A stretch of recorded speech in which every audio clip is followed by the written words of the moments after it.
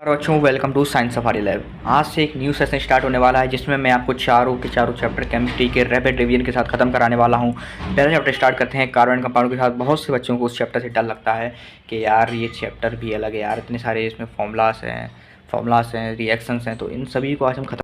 तो पहला chapter carbon compound से स्टार्ट करते हैं।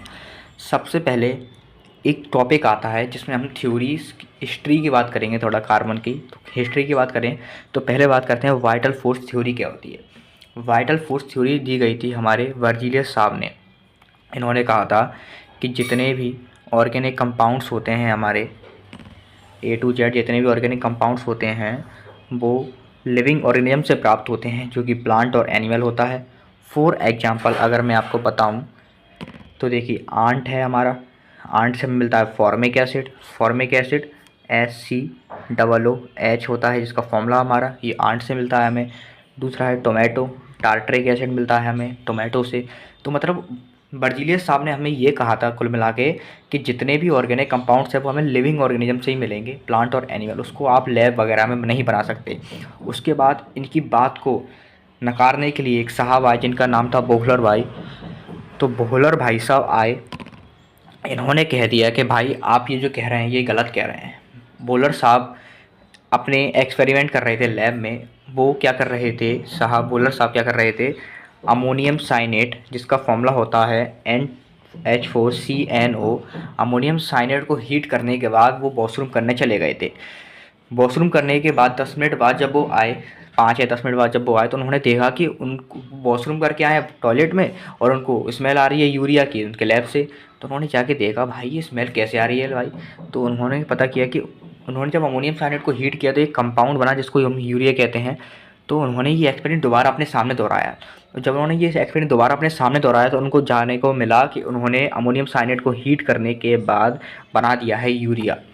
तो वाइटल फोर्स थ्योरी को डिस्कार्ड कर दिया था बोहलर साहब ने इस थ्योरी के साथ, कहने के बाद ये कि भाई ऑर्गेनिक कंपाउंड्स को हम बना सकते हैं, लैब में भी प्रिपेयर कर सकते हैं। तो आज आप देखते हैं बहुत सारे ऑर्गेनिक कंपाउंड बनाए जाते हैं। ठीक है बच्चों, चलिए आगे बढ़ते हैं। अब देखिए क्या है, अमोनियम साइनेट जो है और यूरिया जो है आइसोमर्स क्या होते हैं, आइसोमर्स वो होते हैं जिनका मॉलिक्यूलर फॉर्मूला सेम होता है और स्ट्रक्चर उनका डिफरेंट होता है। तो आप अभी देखिए इधर दोनों का मॉलिक्यूलर फॉर्मूला सेम है। यहाँ पर देखिए नाइट्रोजन 2 हैं यहाँ पर, और यहाँ पर भी नाइट्रोजन 2 हैं यूरिया में, ठीक है। और यहाँ पर देखिए हाइड्रोजन 4 है, यहाँ पर भी हाइड्रोजन 4 हैं। तो मतलब कुल बना के ये जो है ये नाइट्रोजन है, ठीक है बच्चों, ये नाइट्रोजन है, हाइड्रोजन नहीं है। ओके चलिए आगे बढ़ते हैं। ओके तो अब बात करते हैं हम अपने किंग ऑफ ऑर्गेनिक केमिस्ट्री की। ऑर्गेनिक केमिस्ट्री का हमारा किंग कौन है साहब? तो हम बात करने वाले हैं किंग ऑफ ऑर्गेनिक केमिस्ट्री, कहते हैं हम कार्बन साहब को। कार्बन क्या नाम है भाई कार्बन का। तो कार्बन को हम कहते हैं किंग ऑफ ऑर्गेनिक केमिस्ट्री। अब इसको किंग ऑफ ऑर्गेनिक केमिस्ट्री इसलिए कहा जाता है क्योंकि ये very large number of organic compounds बनाता है। अब very large number of organic compounds ये क्यों बनाता है उसके रीजन्स भी देख लेते हैं एक बार हम। चलिए तो देखिए सबसे पहला रीजन है टेट्रावैलेंसी। टेट्रावैलेंसी क्या होती है, यानी कि बैलेंसी जो सबसे बाद में बात करेंगे, पहले बात करते हैं टेट्रावैलेंसी होती है, कैटेनेशन होता है, मल्टीपल बॉन्ड होता है, आइसोमेरिज्म होती है। ये 4 प्रॉपर्टीज़ हैं जो कि आपको अगर आपके क्वेश्चन बोर्ड में आ जाए कि what are the reasons behind the multiple bond formation for carbon, तो आप ये 4 प्रॉपर्टीज़ आपको वहाँ पर छाप के आना है और इनको थोड़ा सा समझा देना है। तो आपका टोटल जितने भी 2 या 3 नंबर का जो क्वेश्चन आएगा वो आपको टोटल नंबर एग्जाम में दे देगा। चलिए आगे बढ़ते हैं। अब बात करते हैं हम लोग कि टेट्रावैलेंसी क्या होती है। अब आप जानते हैं कार्बन का एटॉमिक नंबर 6 होता है, 6 होता है कार्बन का एटॉमिक नंबर। तो उसको जब आप इलेक्ट्रॉनिक कॉन्फ़िगरेशन में तोड़ेंगे तो 2,4 आएगा और 4 बैलेंस सेल आपको वहाँ पर देखने को मिलेंगे, 4 बैलेंस इलेक्ट्रॉन आपको वहाँ देखने को मिलेंगे। तो कार्बन को अपना ऑक्टेट कंप्लीट करने के लिए या तो 4 इलेक्ट्रॉन देना पड़ेंगे या 4 इलेक्ट्रॉन लेना पड़ेगा। अब 4 हैं, 4 को हम बोलते हैं टेट्रा, इसी कारण उसको टेट्रावैलेंट बोलते हैं, इसीलिए कार्बन को हम टेट्रावैलेंट बोला जाता है। चलिए आगे बढ़ते हैं।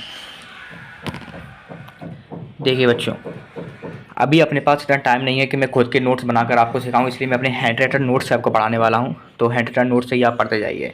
अब देखिए आगे बढ़ते हैं हम लोग। चलिए अब आगे बात करते हैं कार्बन साहब जो हैं वो 4 इलेक्ट्रॉन को लूज क्यों नहीं कर सकता, वो सिर्फ गेन कर सकता है। मैंने आपको बताया कि कार्बन लूज कर सकता लेकिन ऐसा नहीं है, कार्बन लूज़ नहीं कर सकता। कार्बन साहब जो हैं वो सिर्फ इलेक्ट्रॉन को गेन कर सकते हैं, ठीक है। अब क्यों नहीं कर सकता लूज़, भाई देख लीजिए। हम लोग बात करने वाले हैं कार्बन साहब जो हैं वो 4 इलेक्ट्रॉन को लूज या गेन क्यों नहीं कर सकते, बॉन्ड ही क्यों बनाता है कार्बन।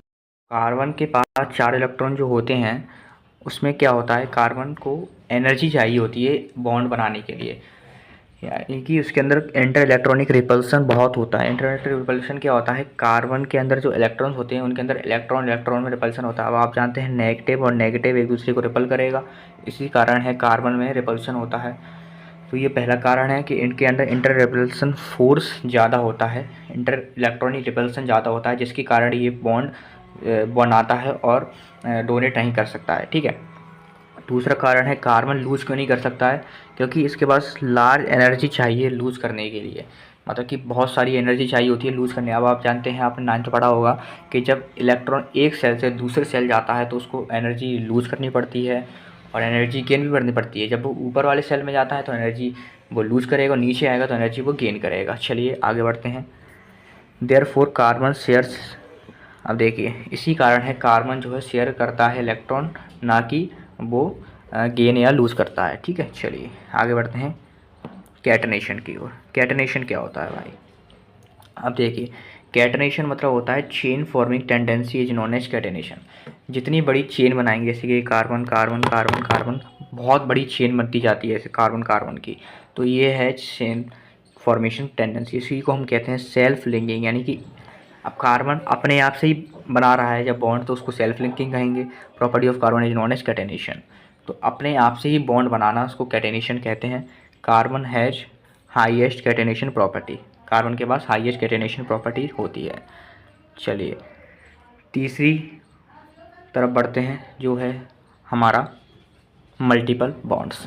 अब मल्टीपल बॉन्ड क्यों बनाता है कार्बन, उसके पीछे का कारण जानते हैं। It forms multiple bond due to its small size. अब कार्बन का साइज वो बहुत स्मॉल होता है बाकी एलिमेंट के ऊपर में, जैसे कि बहुत बड़े बड़े एलिमेंट्स होते हैं उसके कंपैरिजन में कार्बन का जो साइज होता है बहुत स्मॉल होता है, जिस कारण कार्बन बना लेता है बॉन्ड्स। ये देखिए CH3 इसको बोलते हैं हम, IUPAC में पढ़ लेंगे इसको क्या बोलते हैं। देखिए C triple bond CH3 double bond CH2, ये बहुत सारे कंपाउंड्स बनाता है कार्बन। कार्बन खुद से ही बना रहा है। अब देखिए कार्बन यहाँ पर खुद से ही लिंक कर रहा है, इस वाले केस में कार्बन खुद से ही लिंक कर रहा है। इसका मतलब कार्बन क्या कर रहा है, कैटेनेशन दिखा रहा है। यहाँ पर कार्बन दिखा रहा है यहाँ पर कैटेनेशन। तो कोई आपसे पूछे जब कि जब कार्बन खुद से बॉन्ड बनाता है तो उसको प्रॉपर्टी को क्या कहते हैं, तो आप आराम से बता दीजिए कि साहब इसको कैटेनेशन कहा जाता है। चलिए आगे बढ़ते हैं। अब फोर्थ एंड लास्ट प्रॉपर्टी है कार्बन की आइसोमेरिज्म। आइसोमेरिज्म आप जानते हैं, आइसोमर्स क्या होते हैं, होता है मतलब ऐसे कंपाउंड जिसको क्या सेम मॉलिक्यूलर फॉर्मूला होता है लेकिन उनका स्ट्रक्चर डिफरेंट होता है। तो आइसोमेरिज्म में हम लोग पढ़ने वाले हैं इंपॉर्टेंट चीज़ें हैं, जैसे कि ये है, मैं आपको दिखाऊं, एक सेकंड, ये पूरी टेबल में आपको दिखाऊं। तो देखिए IUPAC में क्या होने वाला है, जैसे कि अगर किसी भी कंपाउंड में एक कार्बन प्रेजेंट है तो हम उसको मैथ से डिनोट करेंगे। किसी कंपाउंड में 2 कार्बन एथ, 3 है तो प्रॉप, 4 है तो ब्यूट, 5 है तो पेंट, और 6 है तो हेक्स, 7 है तो हेप्ट, 8 है तो ऑक्ट, 9 है तो नॉन एंड 10 है तो डेक। अब एक और बात याद रख लीजिए, बॉन्ड का कंसेप्ट भी आता है। अब देखिए बॉन्ड को कैसे आप करेंगे, अगर किसी कार्बन कंपाउंड में मान लीजिए एक कार्बन है, अब एक कार्बन है तो आप उसमें सिंगल बॉन्ड होगी, अगर सिंगल बॉन्ड है तो आप उसमें एन लगाएंगे। और मान लीजिए 2 कार्बन है और 2 कार्बन में डबल बॉन्ड लगी हुई है तो आप उसमें ईन लगाएंगे। अगर 2 कार्बन में या 3 कार्बन, जितने भी कार्बन है उसमें अगर 3 बॉन्ड लगी हुई तो आप आयन लगाएंगे। तो मतलब ये कंसेप्ट है उसका। तो अगर कार्बन कार्बन के बीच में सिंगल बॉन्ड है तो एन लगाएंगे, डबल बॉन्ड है तो ईन लगाएंगे, और ट्रिपल बॉन्ड है तो आयन लगाएंगे। चलिए आगे बढ़ते हैं। अब आइसोमेरिज्म जो स्टार्ट होता है हमारा ब्यूटेन के साथ स्टार्ट होता है। तो आइसोमेरिज्म क्या होता है, मतलब कि केमिकल फॉर्मूला जो मॉलिक्यूलर फॉर्मूला वो सेम होता है और स्ट्रक्चर डिफरेंट डिफरेंट बने होते हैं। तो देखियो पहला आइसोमर ब्यूटेन का होता है C4H10, ब्यूटेन का फॉर्मूला होता है। आप देखिए ब्यूट को मैंने क्या बताया था, ब्यूट में कितने कार्बन होंगे, 4 होंगे। अब हमने एन क्यों लगाया, क्योंकि सभी में सिंगल सिंगल बॉन्ड होगी तो एन लगाएंगे। अभी हम बात करेंगे कि ये फॉर्मूला वगैरह कैसे बने। हाइड्रोकार्बन जब हम पढ़ेंगे तो और डिटेल में इसके बारे में पढ़ेंगे भी, हाइड्रोकार्बन आगे पढ़ने वाले हैं हम लोग। तो ये देखिए, ये ब्यूटेन का पहला जो है आइसोमर है, कार्बन कार्बन, पहला कार्बन, दूसरा कार्बन, तीसरा कार्बन, चौथा कार्बन। इन सभी कार्बन के बीच में सिंगल सिंगल बॉन्ड डाल दिए हैं। और कार्बन की आप जानते हैं 4 वैलेंसी होती है कार्बन की। तो देखिए, एक वैलेंसी यहाँ हो गई, 2 3 4, तो इस कार्बन की 4 वैलेंसी हो गई। फिर इस कार्बन की बात करते हैं तो एक बैलेंसी ऑलरेडी सेटिस्फाइड है यहाँ पर, 2 ये हो गई, तीसरी ये हो गई, चौथी ये हो गई।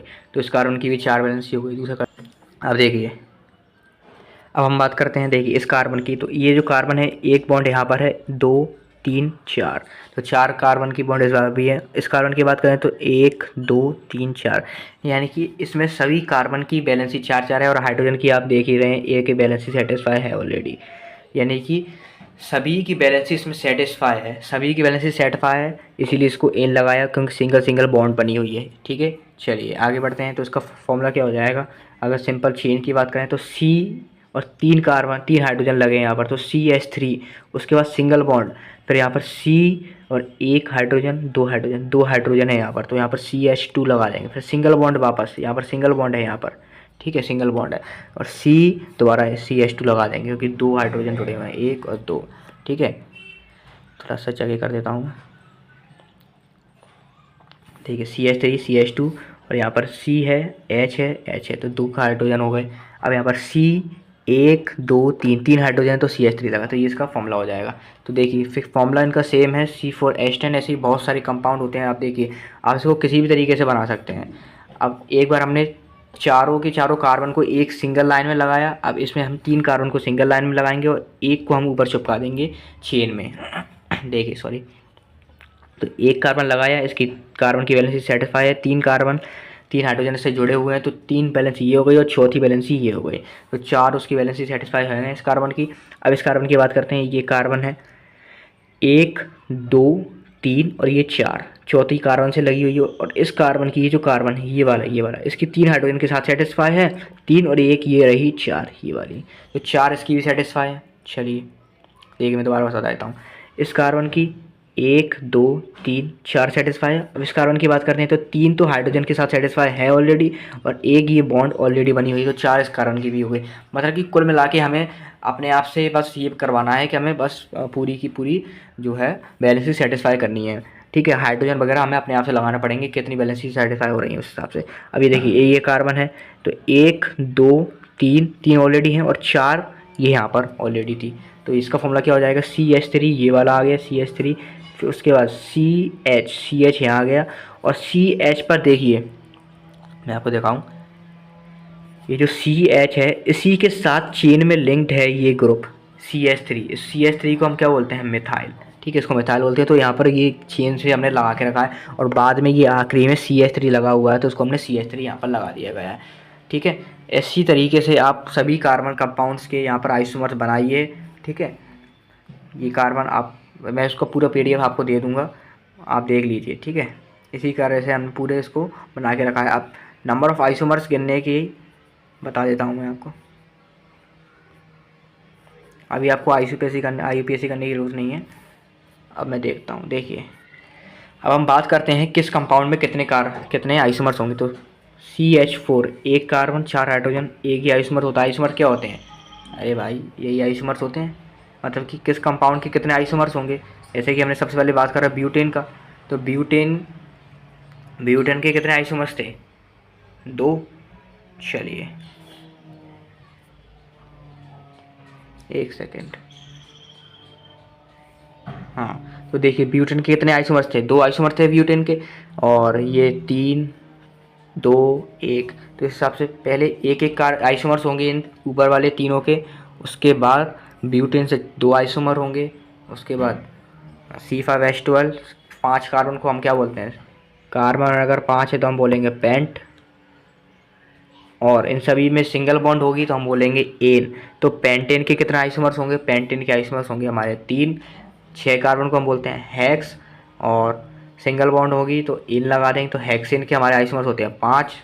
चलिए और बताऊं मैं आपको, ये देखिए, तो इस तरीके से आप आइसोमर्स बनाइए।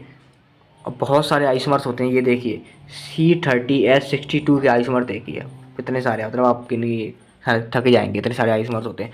मतलब कि आप सोचिए जैसे जैसे कार्बन का नंबर बढ़ता जाएगा उस हिसाब से बहुत सारे आइसोमर्स बढ़ते जाएंगे। ठीक है, चलिए आगे बढ़ते हैं हम लोग अब हाइड्रोकार्बन पर। तो हाइड्रोकार्बन बहुत इंपॉर्टेंट टॉपिक है, इसी में हम IUPAC करने वाले हैं। यहाँ से हमारी IUPAC स्टार्ट हो जाती है। IUPAC क्या होती है वो भी आपको बताने वाला हूँ। तो हाइड्रोकार्बन क्या होते हैं मैं आपको समझा देता हूँ। चलिए देखिए, हाइड्रोकार्बन ऐसे कंपाउंड होते हैं जो कि हाइड्रोजन और कार्बन से मिलकर बने होते हैं।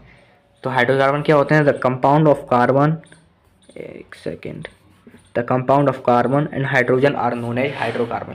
यानी कि मैंने अगर लिखा CH4, तो CH4 में कार्बन भी है हाइड्रोजन भी है, तो ये एक हाइड्रोकार्बन होगा।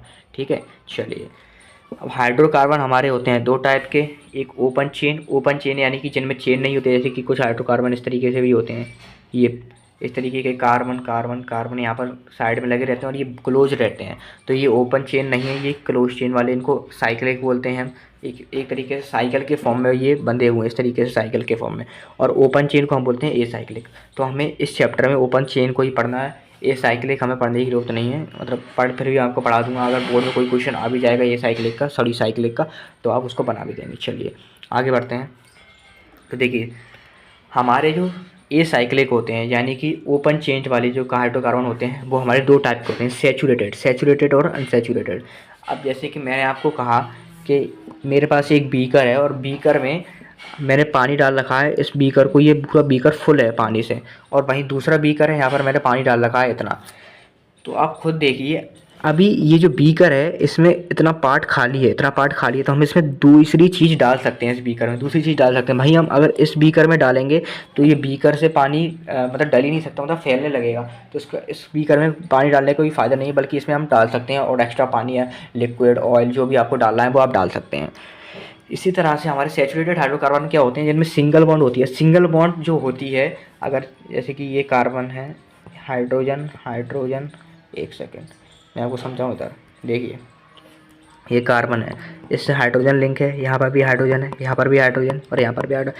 अब इस कार्बन की चारों वैलेंसी सेटिस्फाई है, देखिए 1 2 3 4, तो चारों की चारों वैलेंसी सेटिस्फाई है कार्बन की, और एक एक वैलेंसी सेटिस्फाई है हाइड्रोजन की। यानी कि इसमें अब आप कुछ ऐड कर ही नहीं सकते, तो ये क्या है, सैचुरेटेड हो जाएगा हमारा। तो यानी कि ऐसे हाइड्रोकार्बन जिसमें सिंगल बॉन्ड प्रेजेंट होती है, single bond present between carbon atom is known as saturated hydrocarbon. इनको आप अल्केन्स भी बोलते हैं। सिंगल बॉन्ड है इसलिए एन आ गया, और अल्केन आप उनको बोलेंगे। ठीक है, चलिए और अनसैचुरेटेड इनमें आप कुछ ऐड कर सकते हैं, जैसे कि यहाँ पर मान लीजिए एक और एग्जाम्पल मैं दूँ आपको, ये कार्बन डबल बॉन्ड है यहाँ पर, तो आप इस बॉन्ड को तोड़ के कुछ और भी और हाइड्रोजन भी लगा सकते हैं यहाँ पर। ठीक है, यहाँ पर हाइड्रोजन और लगा सकते हैं इस बॉन्ड को आप तोड़ने के बाद। तो ये अनसैचुरेटेड कितने होते हैं, अल्कीन्स, ईन यानी डबल बॉन्ड होता है, अभी आपको ऊपर देखा था आपने, और आइन यानी कि ट्रिपल बॉन्ड होता है। तो ठीक है बच्चों, इनको आप अल्कीन्स और अल्काइंस बोलते हैं जिनमें डबल और ट्रिपल बॉन्ड प्रेजेंट होती है, ये आपके होते हैं अनसैचुरेटेड हाइड्रोकार्बन। चलिए आगे बढ़ते हैं। चलिए अब देखिए सैचुरेटेड हाइड्रोकार्बन की बात करते हैं। तो हाइड्रोकार्बन जिनमें सिंगल बॉन्ड होती है कार्बन के बीच में, सैचुरेटेड, इनको आप अल्केन्स बोलते हैं। इनको आप पैराफिन्स भी बोलते हैं। अब पैरा माने क्या होता है, लेस, और एफिन्स माने रिएक्टिव। तो आप खुद ही देखिए अगर सिंगल बॉन्ड है और चारों की चारों वैलेंसी सेटिस्फाई है कार्बन की, तो क्या वो किसी से रिएक्ट करेगा? तो नहीं करेगा भाई। अगर लेस रिएक्टिव है इसीलिए वो रिएक्ट नहीं करेगा। चलिए इसीलिए इनको पैराफिन्स बोलते हैं। अब इनके जनरल फॉर्मूला की बात आते हैं। जनरल फॉर्मूला 6 का अल्केन्स का हमारा होता है CnH2n+2।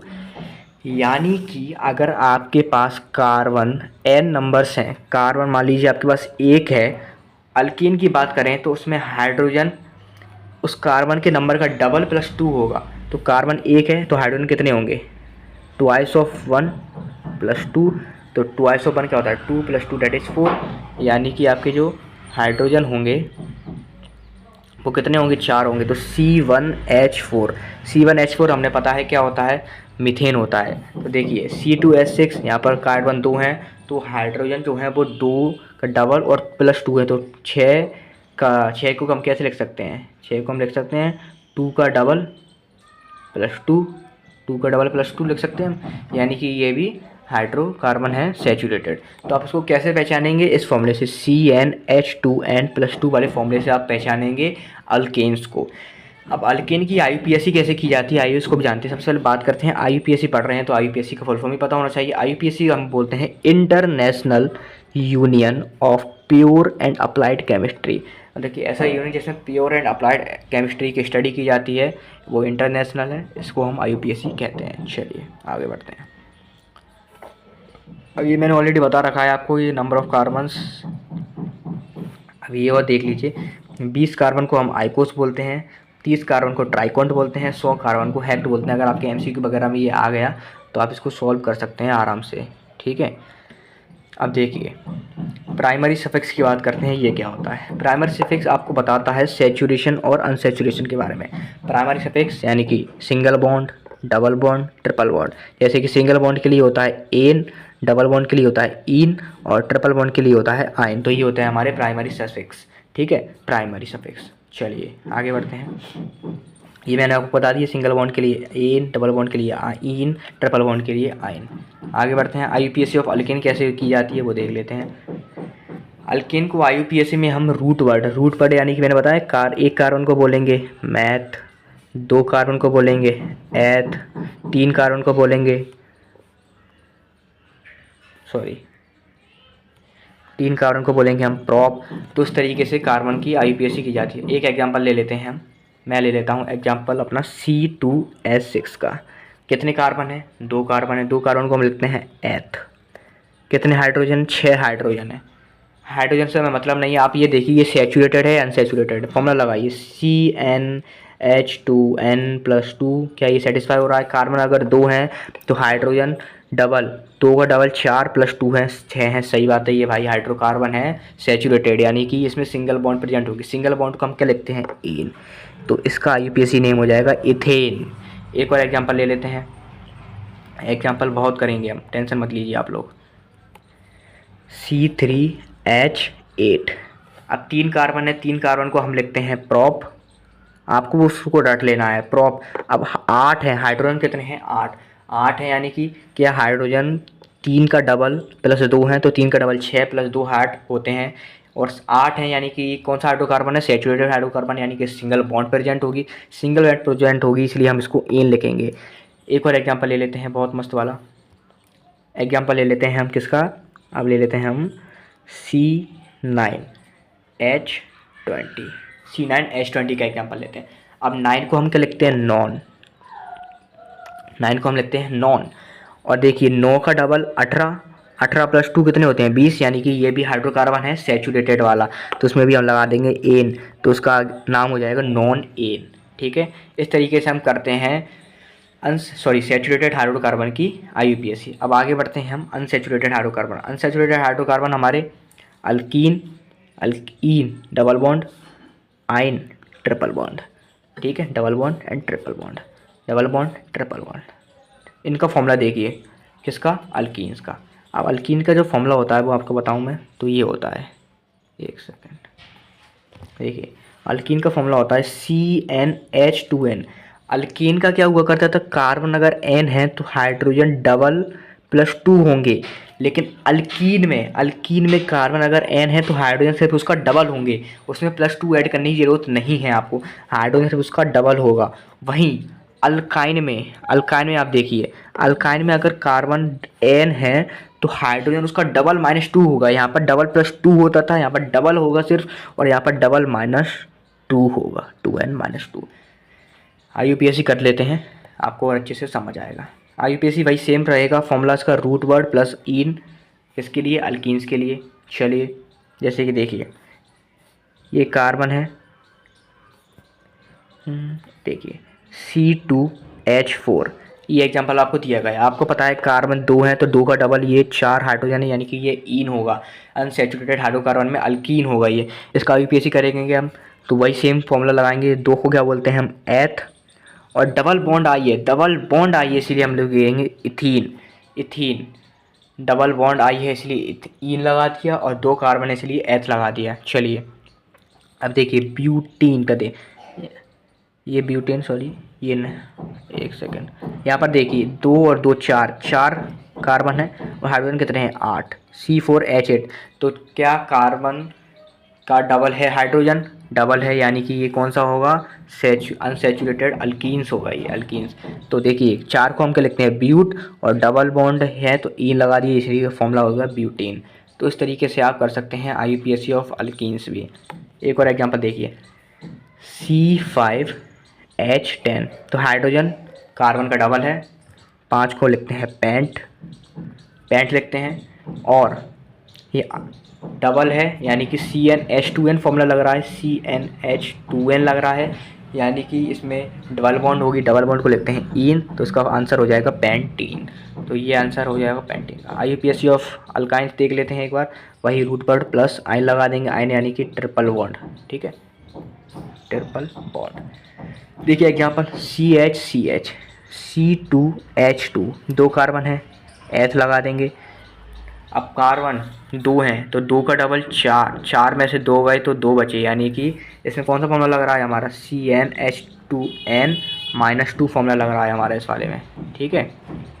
चलिए तो अब देखिए C2H2 है, C2 2 कार्बन का लिखते हैं हम एथ, और ट्रिपल बॉन्ड है तो लगा देंगे आइन, तो इसका आंसर हो जाएगा इथाइन। इसीलिए करें 1 2 3, 3 कार्बन है यहाँ पर, और हाइड्रोजन कितने हैं 1 2 3 4, 4 हाइड्रोजन, यानी C3H4, C3H4, तो 3 का डबल 6, 6 में से 2 गए तो 4 बचे, यानी कि इसका ये जो होगा हमारा अल्काइन होगा। अल्काइन में हम देखिए कितने कार्बन है 3, 3 को लिखते हैं प्रॉप, थोड़ा रेज कर देता हूँ, 3 को लिखते हैं हम प्रॉप, प्रॉप लिखते हैं 3 को, और ट्रिपल बॉन्ड आ गई। अगर एक ही ट्रिपल बॉन्ड आ जाए या 2 आ जाए, ट्रिपल बॉन्ड से मतलब नहीं है कितनी भी आए, ट्रिपल बॉन्ड आई है तो उसको हम लिखेंगे आइन, तो उसका आंसर हो जाएगा प्रॉप आइन। चलिए बच्चों और आगे बढ़ते हैं, तो इस तरीके से आप कर देंगे। अब क्लोज चेन और एसाइक्लिक की बात भी कर लेते हैं, मतलब साइक्लिक मैनर में प्रेजेंट होंगे इस तरीके से। अब देखिए इनका फॉर्मूला क्या होता है, इनका भी फॉर्मूला मैं आपको बता देता हूँ। इनका फॉर्मूला जो होता है वो है सेम एच अल्कीन्स होता है, यानी कि अगर हम साइक्लो अल्केन की बात करें, साइक्लो अल्केन, तो साइक्लो अल्केन का फॉर्मूला अल्कीन होगा। अच्छे से समझा देता हूँ मैं आपको, एक सेकंड। साइक्लो अल्केन का फॉर्मूला हमारा अल्कीन का फॉर्मूला होता है, और साइक्लो अल्कीन का फॉर्मूला हमारा अल्काइन का फॉर्मूला होता है। फॉर एग्जांपल देखिए, जैसे कि यहाँ पर साइक्लोप्रोपेन दिया हुआ है, साइक्लोप्रोपेन, प्रोपेन का फॉर्मूला आप जानते हैं, अगर साइक्लो सिर्फ हटा दें हम तो प्रोपेन का फॉर्मूला क्या आप जानते हैं, प्रोप लगा यानी कि 3 कार्बन होंगे, C3 एल लगा है, एल लगा यानी कि ये कौन सा है हमारा सैचुरेटेड, सैचुरेटेड में 3 का डबल 6, 6 + 2 8, तो C3H8 इसका फॉर्मूला होगा। अब C3H8 में आप देखिए तो प्रोपेन का होता है C3H8, लेकिन ये साइक्लिक मैनर में प्रेजेंट है, तो देखिए 1 कार्बन 2 कार्बन 3 कार्बन, 1 2 3, 3 बॉन्ड तो उसकी प्रेजेंट है ऑलरेडी, 1 2 और लग जाएंगे। तो यहाँ पर जो हाइड्रोजन है वो सिर्फ 6 है, अगर आप इसको ध्यान से देखें तो 1 2 3, 3 बॉन्ड तो ऑलरेडी प्रेजेंट है, और 1 2, तो 2 2 बैलेंस ही ऑलरेडी सेटिस्फाई है, तो 2 हाइड्रोजन हमें लगाना पड़ेंगे दोनों में, C2H2 CH2। तो आप एक बात ध्यान रखिए कि जो साइक्लो अल्केन होते हैं, साइक्लो अल्केन होते हैं, उनका फॉर्मूला सेम होता है अल्कीन की तरह। तो यहाँ पर देखिए आप C3H6, ये है C3H6 इसका फॉर्मूला होता है, यानी कि CnH2n, अगर कार्बन 3 है तो हाइड्रोजन डबल है, हाइड्रोजन डबल है इसका फॉर्मूला होता है, अल्कीन का फॉर्मूला होता है। इसीलिए जो साइक्लोप्रोपेन होता है उनका फॉर्मूला होता है हमारा अल्केन के लिए CnH2n, अल्कीन के लिए, अल्कीन के लिए बात करूँ तो CnH2n-2, और अल्काइन के लिए बात करूँ मैं तो अल्काइन के लिए बात करूँ CnH2n-4। समझ गए बेटा। चलिए आगे बढ़ते हैं। ये देखिए बेंजीन का फॉर्मूला, बेंजीन का फॉर्मूला क्या होता है आप देखिए, बेंजीन का फॉर्मूला ये टाइप कर लेते हैं, 1 2 3 4 5 6, 6 कार्बन है तो C6, हाइड्रोजन कितने होंगे, अब ये डबल बॉन्ड दिखाता है हमारा, डबल बॉन्ड, तो 1 2 अल्टरनेट डबल बॉन्ड लगी हुई है, ठीक है। चलिए तो यहाँ पर कार्बन की 1 बॉन्ड है और 2 यहाँ पर है, 1 बॉन्ड 2 और 1 यहाँ पर, तो हर कार्बन की 3 बॉन्ड तो ऑलरेडी सेटिस्फाई है। आप देखिए मैं दूसरा कलर लूँगा, अगर यहाँ पर इस कार्बन की बात करें तो 1 बैलेंस ये रही और 2 ये रही, समझ रहे हो, देखो दोबारा बताऊँ मैं आपको, इस कार्बन की बात करूँ तो एक बॉन्ड ये रही और दो बॉन्ड ये रही। इस कार्बन की बात करूँ, इस कार्बन की, तो एक बॉन्ड ये रही, दो बॉन्ड ये रही। इस कार्बन की बात करूँ तो एक बॉन्ड ये रही, दो बॉन्ड ये रही। यानी कि हर कार्बन की 3 बॉन्ड तो ऑलरेडी डन है, हर कार्बन की 3 बॉन्ड तो ऑलरेडी कंप्लीट है। यानी कि हमें एक एक हाइड्रोजन लगाने की जरूरत है। तो 6 कार्बन है तो 6 के लिए 6 हाइड्रोजन होंगे, इसलिए इसका आंसर हो जाएगा C6H6। बेंजीन का फॉर्मूला होता है हमारा, साइक्लोबेंजीन का फॉर्मूला होता है, बेंजीन साइक्लिक ही होता है, उसका फॉर्मूला होता है C6H6। समझ गए बेटा? चलिए आगे बढ़ते हैं। How many hydrogen in cyclopropane? Cyclopropane देखिए, प्रोपेन प्रोप किसको बोलते हैं? C3। अब देखिए प्रोपेन आ गया, एन है, अल्केन है। अल्केन का आप जानते हैं, साइक्लो अल्केन का फॉर्मूला क्या होता है अल्कीन के लिए? तो 3 अगर हाइड कार्बन है तो अल्कीन का फॉर्मूला लगाएंगे, अल्कीन का, क्योंकि साइक्लो दिया है बेटा, साइक्लो के लिए हम अल्कीन लगाते हैं। और अल्कीन का क्या होता है? CnH2n। तो 3 हाइड्रोजन तो 6 हाइड्रोजन हो गए, तो 6 हाइड्रोजन हो गए इसमें। ठीक है, चलिए ये आप क्वेश्चन कर लीजिएगा। अब आगे बढ़ते हैं होमोलोगस सीरीज में। होमोलोगस सीरीज की बात करते हैं क्या होती है। होमोलोगस सीरीज के बाद नेक्स्ट ये पार्ट 1 होगा, पार्ट 2 के लिए नेक्स्ट पार्ट रहेंगे हम। ठीक है, चलिए जनरल फॉर्मूला होता है इनका अल्केन का CnH2n, आप जानते हैं, इसको छोड़िए अभी, आप ये समझिए कंसेप्ट होमोलोगस सीरीज का क्या होता है। देखिए होमोलोगस सीरीज हमारी ऐसी कंपाउंड्स की होती है जिनका सेम जनरल फॉर्मूला होता है। जैसे कि अगर अल्केन की बात करें तो अल्केन की चलेगा, अल्कीन की बात करें तो अल्कीन की चलेगी, और अल्काइन की बात करें तो अल्काइन का फॉर्मूला चलने वाला है। तो होमोलोगस सीरीज क्या होती है? जिसका सेम जनरल फॉर्मूला होता है, फंक्शनल ग्रुप भी सेम होता है। फंक्शनल ग्रुप क्या होता है आगे बात करेंगे। उनको increasing number of carbon atoms and hydrogen atoms के इंक्रीजिंग नंबर में लगा दिया जाता है। इसको हम एक सीरीज फॉर्म होती है, इसको होमोलोगस सीरीज बोलते हैं। अब हर एक होमोलोगस सीरीज का मेंबर होमोलोग होता है। जैसे कि कोई भी मेंबर है, मान लिखा C2H4, तो उसको हम होमोलोग बोलेंगे अगर ये मेंबर है होमोलोगस सीरीज का। तो हर एक मेंबर होमोलोगस सीरीज को हम होमोलोग बोलते हैं। 2 adjacent member differ by CH2। चलिए एग्जांपल देता हूँ मैं आपको। जैसे कि मैंने लगा आपको लिए CH4 C2H, एक सेकेंड, C2H6 C3H8। तो क्या आप देख के बता सकते हैं कि ये होमोलोगस सीरीज है? बिल्कुल भाई, जनरल फॉर्मूला सेम है, CnH2n+2 है। सबका आप लगा के दीजिए कि CnH2n+2 है सबका जनरल फॉर्मूला। फंक्शनल ग्रुप कुछ है ही नहीं, फंक्शनल ग्रुप क्या होगा आगे बात करेंगे। फंक्शनल ग्रुप इसमें कुछ है ही नहीं। और देखिए सभी में CH2 से डिफर हो रहे हैं सभी। अगर मैं आपको दिखाऊं, अगर आप ये करिए, देखिए इन दोनों की बात करें, अगर इन दोनों के लिए पर्टिकुलरली बात करें तो देखिए, अगर मैं C2H6 में से CH4 माइनस कर दूंगा तो 6 हाइड्रोजन में से 4 हाइड्रोजन गए तो हाइड्रोजन बचे 2, और 2 कार्बन में से 1 कार्बन गया तो कार्बन बचा 1। यानी कि जितने भी होमोलोगस सीरीज के कंपाउंड होते हैं वो CH2 से डिफर करते हैं। किससे डिफर करते हैं? हमारे CH2 से। ठीक है, चलिए इनका जनरल फॉर्मूला सेम होता है, बता दिया गया है। आप जैसे होमोलोगस सीरीज में आगे बढ़ेंगे तो सॉल्युबिलिटी यानी कि घुलने की प्रॉपर्टी डिक्रीज होती है, और melting and boiling point, carbon hydrogen बढ़ रहे हैं तो वो बढ़ेंगी, पर्टिकुलरली बात है। तो मेल्टिंग पॉइंट या बॉइलिंग पॉइंट आपका बढ़ता है। ठीक, रिएक्शन की बात करते हैं, ऑर्गेनिक रिएक्शन। देखिए तो टोटल हमारे चैप्टर में 4 ऑर्गेनिक रिएक्शन हैं। देखिए 4 ऑर्गेनिक रिएक्शन है, combustion reaction, addition reaction, substitution reaction, oxidation. Combustion reaction में आपको यहाँ पर पढ़ाने नहीं वाला हूँ, क्योंकि कंबशन रिएक्शन पर मैंने ऑलरेडी आपको वीडियो बना के रखी है, ट्रिक के साथ बना के डली है, उसकी लिंक मैं आपको डिस्क्रिप्शन में दे दूँगा कंबशन रिएक्शन की। वो मैं आपको यहाँ पर पढ़ाने नहीं वाला हूँ। मैं आपको पढ़ाने वाला हूँ addition, substitution and oxidation reaction. चलिए आगे बढ़ते हैं, कंबशन नहीं पढ़ाने वाला। अब एडिशन रिएक्शन एक तरीके आप समझ लीजिए, जैसे कि मैंने बीकर वाला एग्जांपल दिया था आपको। जैसे कि बीकर में इतना पानी भरा हुआ है तो आप उसमें इतने पार्ट में पानी भर सकते हैं। यानी कि आप एडिशन रिएक्शन सिर्फ उन्हीं कंपाउंड के लिए लगाएंगे जो कि अनसैचुरेटेड। और अनसैचुरेटेड कौन कौन से होते हैं? Alkyne and alkyne, double bond and triple bond. बेटा फ्लो एकदम बना हुआ है, फ्लो के साथ चलिए, एक नंबर चैप्टर समझ में आएगा आपको। ठीक है, चलिए आगे बढ़ते हैं। एग्जाम्पल ले लीजिए आप, एग्जाम्पल बहुत बढ़िया एग्जाम्पल ले लीजिए। C2H4 का एग्जांपल लीजिए, डबल बॉन्ड है, कितनी बॉन्ड है, डबल बॉन्ड। तो मैं बात करूं, अगर हमें डबल बॉन्ड को तोड़ना है तो एक बॉन्ड हमें यहाँ से हटानी पड़ेगी। एक बॉन्ड हटाने के लिए हम एक मॉलिक्यूल ऑफ हाइड्रोजन जोड़ते हैं, इसको हम हाइड्रोजनेशन भी रिएक्शन बोलते हैं। हाइड्रोजन रिएक्शन करानी है हमें तो हमें कैटलिस्ट की जरूरत पड़ेगी, कैटलिस्ट जो कि रिएक्शन को बढ़ाता है या कम करता है, लेकिन यहाँ पर हमें पॉजिटिव कैटलिस्ट चाहिए जो कि रिएक्शन को बढ़ाएगा। तो पॉजिटिव कैटलिस्ट क्या होंगे, निकल, प्लेटिनम एंड पैलेडियम। पीछे जो बैकग्राउंड नॉइज है उसको इग्नोर कीजिएगा बेटा, आप पढ़ने पर ध्यान दीजिए। चलिए, तो कार्बन की एक बॉन्ड टूट जाएगी, ये जो बॉन्ड है कार्बन की, तो इसे कर लूँ मैं, देखिए ये बॉन्ड है ये टूट जाएगी और हाइड्रोजन यहाँ पर ऐड हो जाएगा। दो हाइड्रोजन है, दो हाइड्रोजन, तो एक इससे कार्बन से एक इससे कार्बन से ऐड होगा।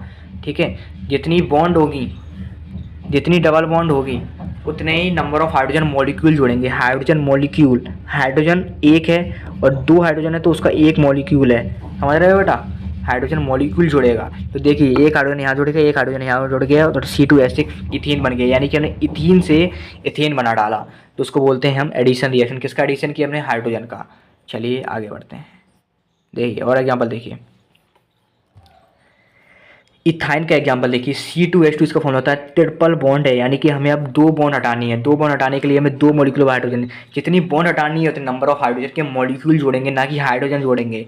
अब देखिए हमें दो, यानी कि चार हमारे पास टोटल हाइड्रोजन है, 2 × 2 4 होते हैं। तो देखिए दो इसके साथ लगेंगे कार्बन, सॉरी हाइड्रोजन लगेगा, सॉरी, ये देखिए एक हाइड्रोजन, दो हाइड्रोजन, एक हाइड्रोजन, दो हाइड्रोजन, यानी कि C1 2 3 और ये बॉन्ड टूट के हमारी एक हो जाएगी।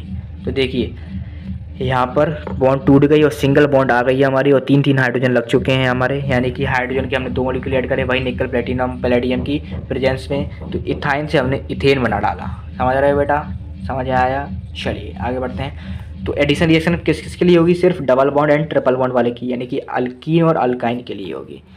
एक और एग्जाम्पल, सॉरी एक नोट याद रखिए, नोट बताऊंगा आपको। जो कंबशन रिएक्शन होती है वो सैचुरेटेड और सैचुरेटेड हाइड्रोकार्बन ब्लू फ्लेम देते हैं कंबशन रिएक्शन में, और अनसैचुरेटेड हाइड्रोकार्बन येलो फ्लेम देते हैं, येलो फ्लेम। जैसे कि आपकी गैस जलती है तो गैस में क्या होते हैं, हाइड्रोकार्बन होते हैं आपके, और ब्लू फ्लेम दे रही है, यानी कि आपकी गैस में सैचुरेटेड हाइड्रोकार्बन का अमाउंट ज़्यादा है, और अनसैचुरेटेड यानी कि अगर येलो फ्लेम दे रही है तो कार्बन का अमाउंट कम है, अनसैचुरेटेड हाइड्रोकार्बन का अमाउंट क्या है, कम। ठीक है, तो हमारे जो अनसैचुरेटेड हाइड्रोकार्बन होते हैं वो येलो फ्लेम देते हैं आपकी गैस वगैरह में। चलिए थर्ड एग्जांपल देखिए, तीन बॉन्ड लगी हुई हैं, तो तीन के लिए दो बॉन्ड, दो हाइड्रोजन के मॉलिक्यूल जोड़ेंगे, वही बन जाएगा हमारे। यहाँ पर कुछ भी हो सकता है, ये जो बॉन्ड दी गई हैं यहाँ पर, ये जो बॉन्ड लगाई गई हैं यहाँ पर, जरूर नहीं है हाइड्रोजन और क्लोरीन भी हो सकता है। तो अल्काइन से हमने क्या बना दिया, अल्केन बना दिया। तो यहाँ पर आपका पहला पार्ट ख़त्म होता है, अगले पार्ट में हम और रिएक्शन कंप्लीट करने वाले हैं। ठीक है, thank you, welcome to science safari lab. तो लास्ट पार्ट है, हमने देखा था, क्या देखा था, कंबशन रिएक्शन देखी थी सारी। ठीक है, हम लोगों को सीरीज वगैरह देख लिया था, ये सब देख लिया था। येलो फ्लेम देता है हमारा सैचुरेटेड, और अनसैचुरेटेड, और ब्लू फ्लेम देता है हमारा सैचुरेटेड। ये रिएक्शन भी हमने देख ली थी, ये वाली। अब हम बढ़ते हैं आगे एप्लीकेशन ऑफ हाइड्रोजनेशन रिएक्शन पर, ये इंपॉर्टेंट है। तो देखिए हाइड्रोजनेशन रिएक्शन क्या होती है, वही एडिशन रिएक्शन, जिसमें हम H2 का एडिशन करते हैं अनसैचुरेटेड हाइड्रोकार्बन्स में। ठीक है, तो इसका यूज कैसे होता है देख लेते हैं एक बार। This is use for the hydrogenation of vegetable oil into vegetable की। अब वेजिटेबल ऑयल जो होते हैं हमारे, वो होते हैं हमारे अनसैचुरेटेड। ठीक है, वहीं जो हमारा वेजिटेबल घी होता है, घी जो होता है वो हमारा सैचुरेटेड होता है। तो तेल से हम घी बना रहे हैं, तो तेल हमारा अनसैचुरेटेड होता है और घी हमारा सैचुरेटेड होता है, यानी कि इसमें हम हाइड्रोजनेशन रिएक्शन का यूज़ करते हैं। अब ये कैसे होता है आइए इसको देख लेते हैं। तो देखिए दोस्तों, ये जो आर जो है, ये आपका क्या दिखाएगा, जो भी इसमें कंपाउंड वगैरह प्रेजेंट हैं वेजिटेबल ऑयल में, ये आपको आर दिखाने वाला है। ठीक है, अब यहाँ पर डबल बॉन्ड है जैसे कि आप देख रहे हैं, तो डबल बॉन्ड में हम हाइड्रोजन ऐड करेंगे, एक हाइड्रोजन ऐड करेंगे, क्योंकि सिंगल बॉन्ड हमें तोड़नी है, एक बॉन्ड तोड़नी है हमें, तो हमें एक हाइड्रोजन ऐड करेंगे। वहीं अगर ट्रिपल बॉन्ड होती तो वहाँ पर हमें दो बॉन्ड तोड़नी होती, तो हमें दो हाइड्रोजन ऐड करते, लेकिन हमें यहाँ पर एक बॉन्ड तोड़नी है। ठीक है, इसीलिए हम यहाँ पर एक मॉलिक्यूल ऑफ हाइड्रोजन ऐड करेंगे। निकल, प्लेटिनम और पैलेडियम कैटलिस्ट होते हैं, जैसे कि मैंने आपको बताया कि क्या रिएक्शन की रेट को बढ़ा देते हैं। मान लीजिए अभी 2 घंटे में रिएक्शन हो रही है, अब 1 घंटे में रिएक्शन हो जाएगी, तो ये रेट ऑफ रिएक्शन को बढ़ा देते हैं। तो अब क्या होगा, जैसे ही मैंने इसको तोड़ा तो 2 हाइड्रोजन है, तो एक हाइड्रोजन यहाँ पर ऐड हो जाएगा और एक हाइड्रोजन यहाँ पर ऐड हो जाएगा। तो देखिए एक हाइड्रोजन यहाँ आ गया, एक हाइड्रोजन यहाँ आ गया, यानी कि कार्बन के चारों की चारों बैलेंसेस सेटिस्फाई हो गई यहाँ पर। तो वेजिटेबल ऑयल से हमने वेजिटेबल घी बना दिया है। चलिए आगे थर्ड रिएक्शन पर बढ़ते हैं। थर्ड रिएक्शन है हमारी सब्स्टिट्यूशन रिएक्शन। जैसा कि आप जान रहे हैं सब्स्टिट्यूशन यानी कि हम किसी कंपाउंड को हटा के दूसरा कंपाउंड उसमें सब्स्टिट्यूट करेंगे। तो देखिए एग्जाम्पल देखिए, बहुत इंपॉर्टेंट एग्जाम्पल है K1Y सैचुरेटेड हाइड्रोकार्बन। ये सिर्फ सैचुरेटेड हाइड्रोकार्बन द्वारा दी जाती है, ठीक है, याद रखिए सैचुरेटेड हाइड्रोकार्बन द्वारा दी जाती है। चलिए CH4 क्या होता है हमारा मीथेन, ठीक है। मीथेन में हम क्लोरीन का एक मोलिक्यूल ऐड करेंगे तो क्या होगा, ये सनलाइट की प्रेजेंस में होता है, ठीक है, डिफ्यूज होता है, ये सनलाइट की प्रेजेंस में होता है। HV रेस UV रेस जो होती हैं वो उसको करती हैं। अब क्या होगा, एक हाइड्रोजन यहाँ से हटेगा और यहाँ से एक क्लोरीन हटेगा। दोबारा बताऊँ मैं आपको, देखो इस कंपाउंड से एक हाइड्रोजन आएगा और इस दो क्लोरीन से एक क्लोरीन आएगा, तो ये एक हाइड्रोजन और एक क्लोरीन मिलके HCl बना देंगे, तो HCl बन गया। और बचे हुए कंपाउंड मिलके ये बना देंगे, तो CH3 बचा क्योंकि एक हाइड्रोजन निकल गया और यहाँ से एक क्लोरीन बचा, तो CH3Cl बन गया, जिसको हम बोलते हैं क्लोरोमीथेन, ठीक है। इसको अब 1 क्लोरोमीथेन भी बोलते हैं। अभी इनके IUPAC हम देखेंगे, ठीक है। हो हेलोजेंस बोलते हैं इनको, क्लोरीन, फ्लोरीन, ब्रोमीन, आयोडीन, इन सबको हेलोजेंस बोलते हैं। इनकी IUPAC भी देखें। अब देखिए सेकंड एग्जांपल देखिए, यहाँ से अब ये हमारा वापस हमने इसको यहाँ लिया, इधर से एक हाइड्रोजन आएगा वापस और यहाँ से एक क्लोरीन आएगा, तो HCl बना हमारा। दोबारा बताऊँ मैं आपको, देखो देखिए यहाँ से हमारा एक हाइड्रोजन आया और यहाँ से एक क्लोरीन आया, तो HCl बना, तो HCl निकल गया। और बचा हुआ क्या, CH2 बचा यहाँ पर और Cl बचा और यहाँ पर एक Cl बचा, तो CH2Cl2, तो डाई क्लोरो। अब यहाँ पर क्लोरीन कितने हैं, 2 हैं, तो डाई 3 होते तो ट्राई, तो डाई क्लोरोमीथेन, ये इसका फॉर्मूला हो जाएगा, यहाँ पर नाम हो जाएगा इसका IUPAC, ठीक है। चलिए आगे बढ़ते हैं। थर्ड देखिए CH2Cl2, अब इधर से वापस एक हाइड्रोजन आएगा, इधर से एक क्लोरीन आएगा, HCl मिल देंगे, HCl हटा देंगे, बचा कि यहाँ से CHCl बचा और एक क्लोरीन इससे ऐड हो जाएगा, तो CHCl3 बनेगा। इसको ट्राइक्लोरोमीथेन बोलते हैं, जिसको हम क्लोरोफॉर्म भी बोलते हैं। ये इंपॉर्टेंट है, ये इसको रिएक्शन को याद रख लीजिएगा, क्लोरोफॉर्म वाली जो रिएक्शन इसको याद रखिए। चलिए आगे बढ़ते हैं। अब देखिए CHCl3 बचा, वापस एक हाइड्रोजन निकल जाएगा और यहाँ से क्लोरीन आ जाएगा, तो HCl बन जाएगा, तो HCl निकल चुका है यहाँ से। अब CCl3 बचा, यहाँ से CCl3 बता, एक क्लोरीन यहाँ से ऐड हो जाएगा, तो CCl4 बन जाएगा। इसको टेट्रा क्लोरोमीथेन बोलते हैं। 4 क्लोरीन है तो टेट्रा क्लोरोमीथेन बोलते हैं, 3 क्लोरीन होते हैं तो ट्राइक्लोरोमीथेन होता है, ठीक है। चलिए आगे बढ़ते हैं। अब मीथेन क्यों बोल रहे हैं, क्योंकि बना तो मीथेन से ही है। मीथेन क्यों यूज़ कर रहे हैं हम इसके लिए, तो बना ये मीथेन से, इसलिए मीथेन यूज़ कर रहे हैं हम। चलिए आगे बढ़ते हैं। नेक्स्ट रिएक्शन है हमारी ऑक्सीडेशन रिएक्शन। ऑक्सीडेशन रिएक्शन आप जानते हैं, रिमूवल ऑफ हाइड्रोजन होती है। इसको हटाइए, ये मेरा फोटो लिया था। रिमूवल ऑफ हाइड्रोजन होती है, एडिशन ऑफ इलेक्ट्रोनेगेटिव एलिमेंट होती है, ऑक्सीडेशन रिएक्शन होती है, ठीक है। अब जिस तरीके से हमें एडिशन रिएक्शन कराने के लिए कैटलिस्ट चाहिए था, निकल, प्लेटिनम एंड पैलेडियम, उसी तरह से हमें ऑक्सीडाइजिंग एजेंट चाहिए, जो कि होता है KMnO4 पोटेशियम पर मैग्नेट। इसको आप H+ और OH- दोनों ही मीडियम में ले सकते हैं, पोटेशियम पर मैग्नेट को, ठीक है। और दूसरा जो होता है वो होता है आपको K2Cr2O7, इसको आप सिर्फ H+ मीडियम यानी कि सिर्फ एसिडिक मीडियम में ही लेंगे। तो रिएक्शन देखते हैं, पहला एग्जांपल देखते हैं। चलिए ये मैंने लिया आपका CH3CH2OH, ये क्या होता है आपका CH3CH2OH। इसको अगर हम रीअरेंज करें तो ये आपका क्या हो जाएगा, C2H5OH, जो कि होता है आपका एल्कोहल यानी दारू, ठीक है। तो ये C2H5OH। अब देखिए इसको आप स्ट्रक्चर बनाएंगे CH3CH2OH।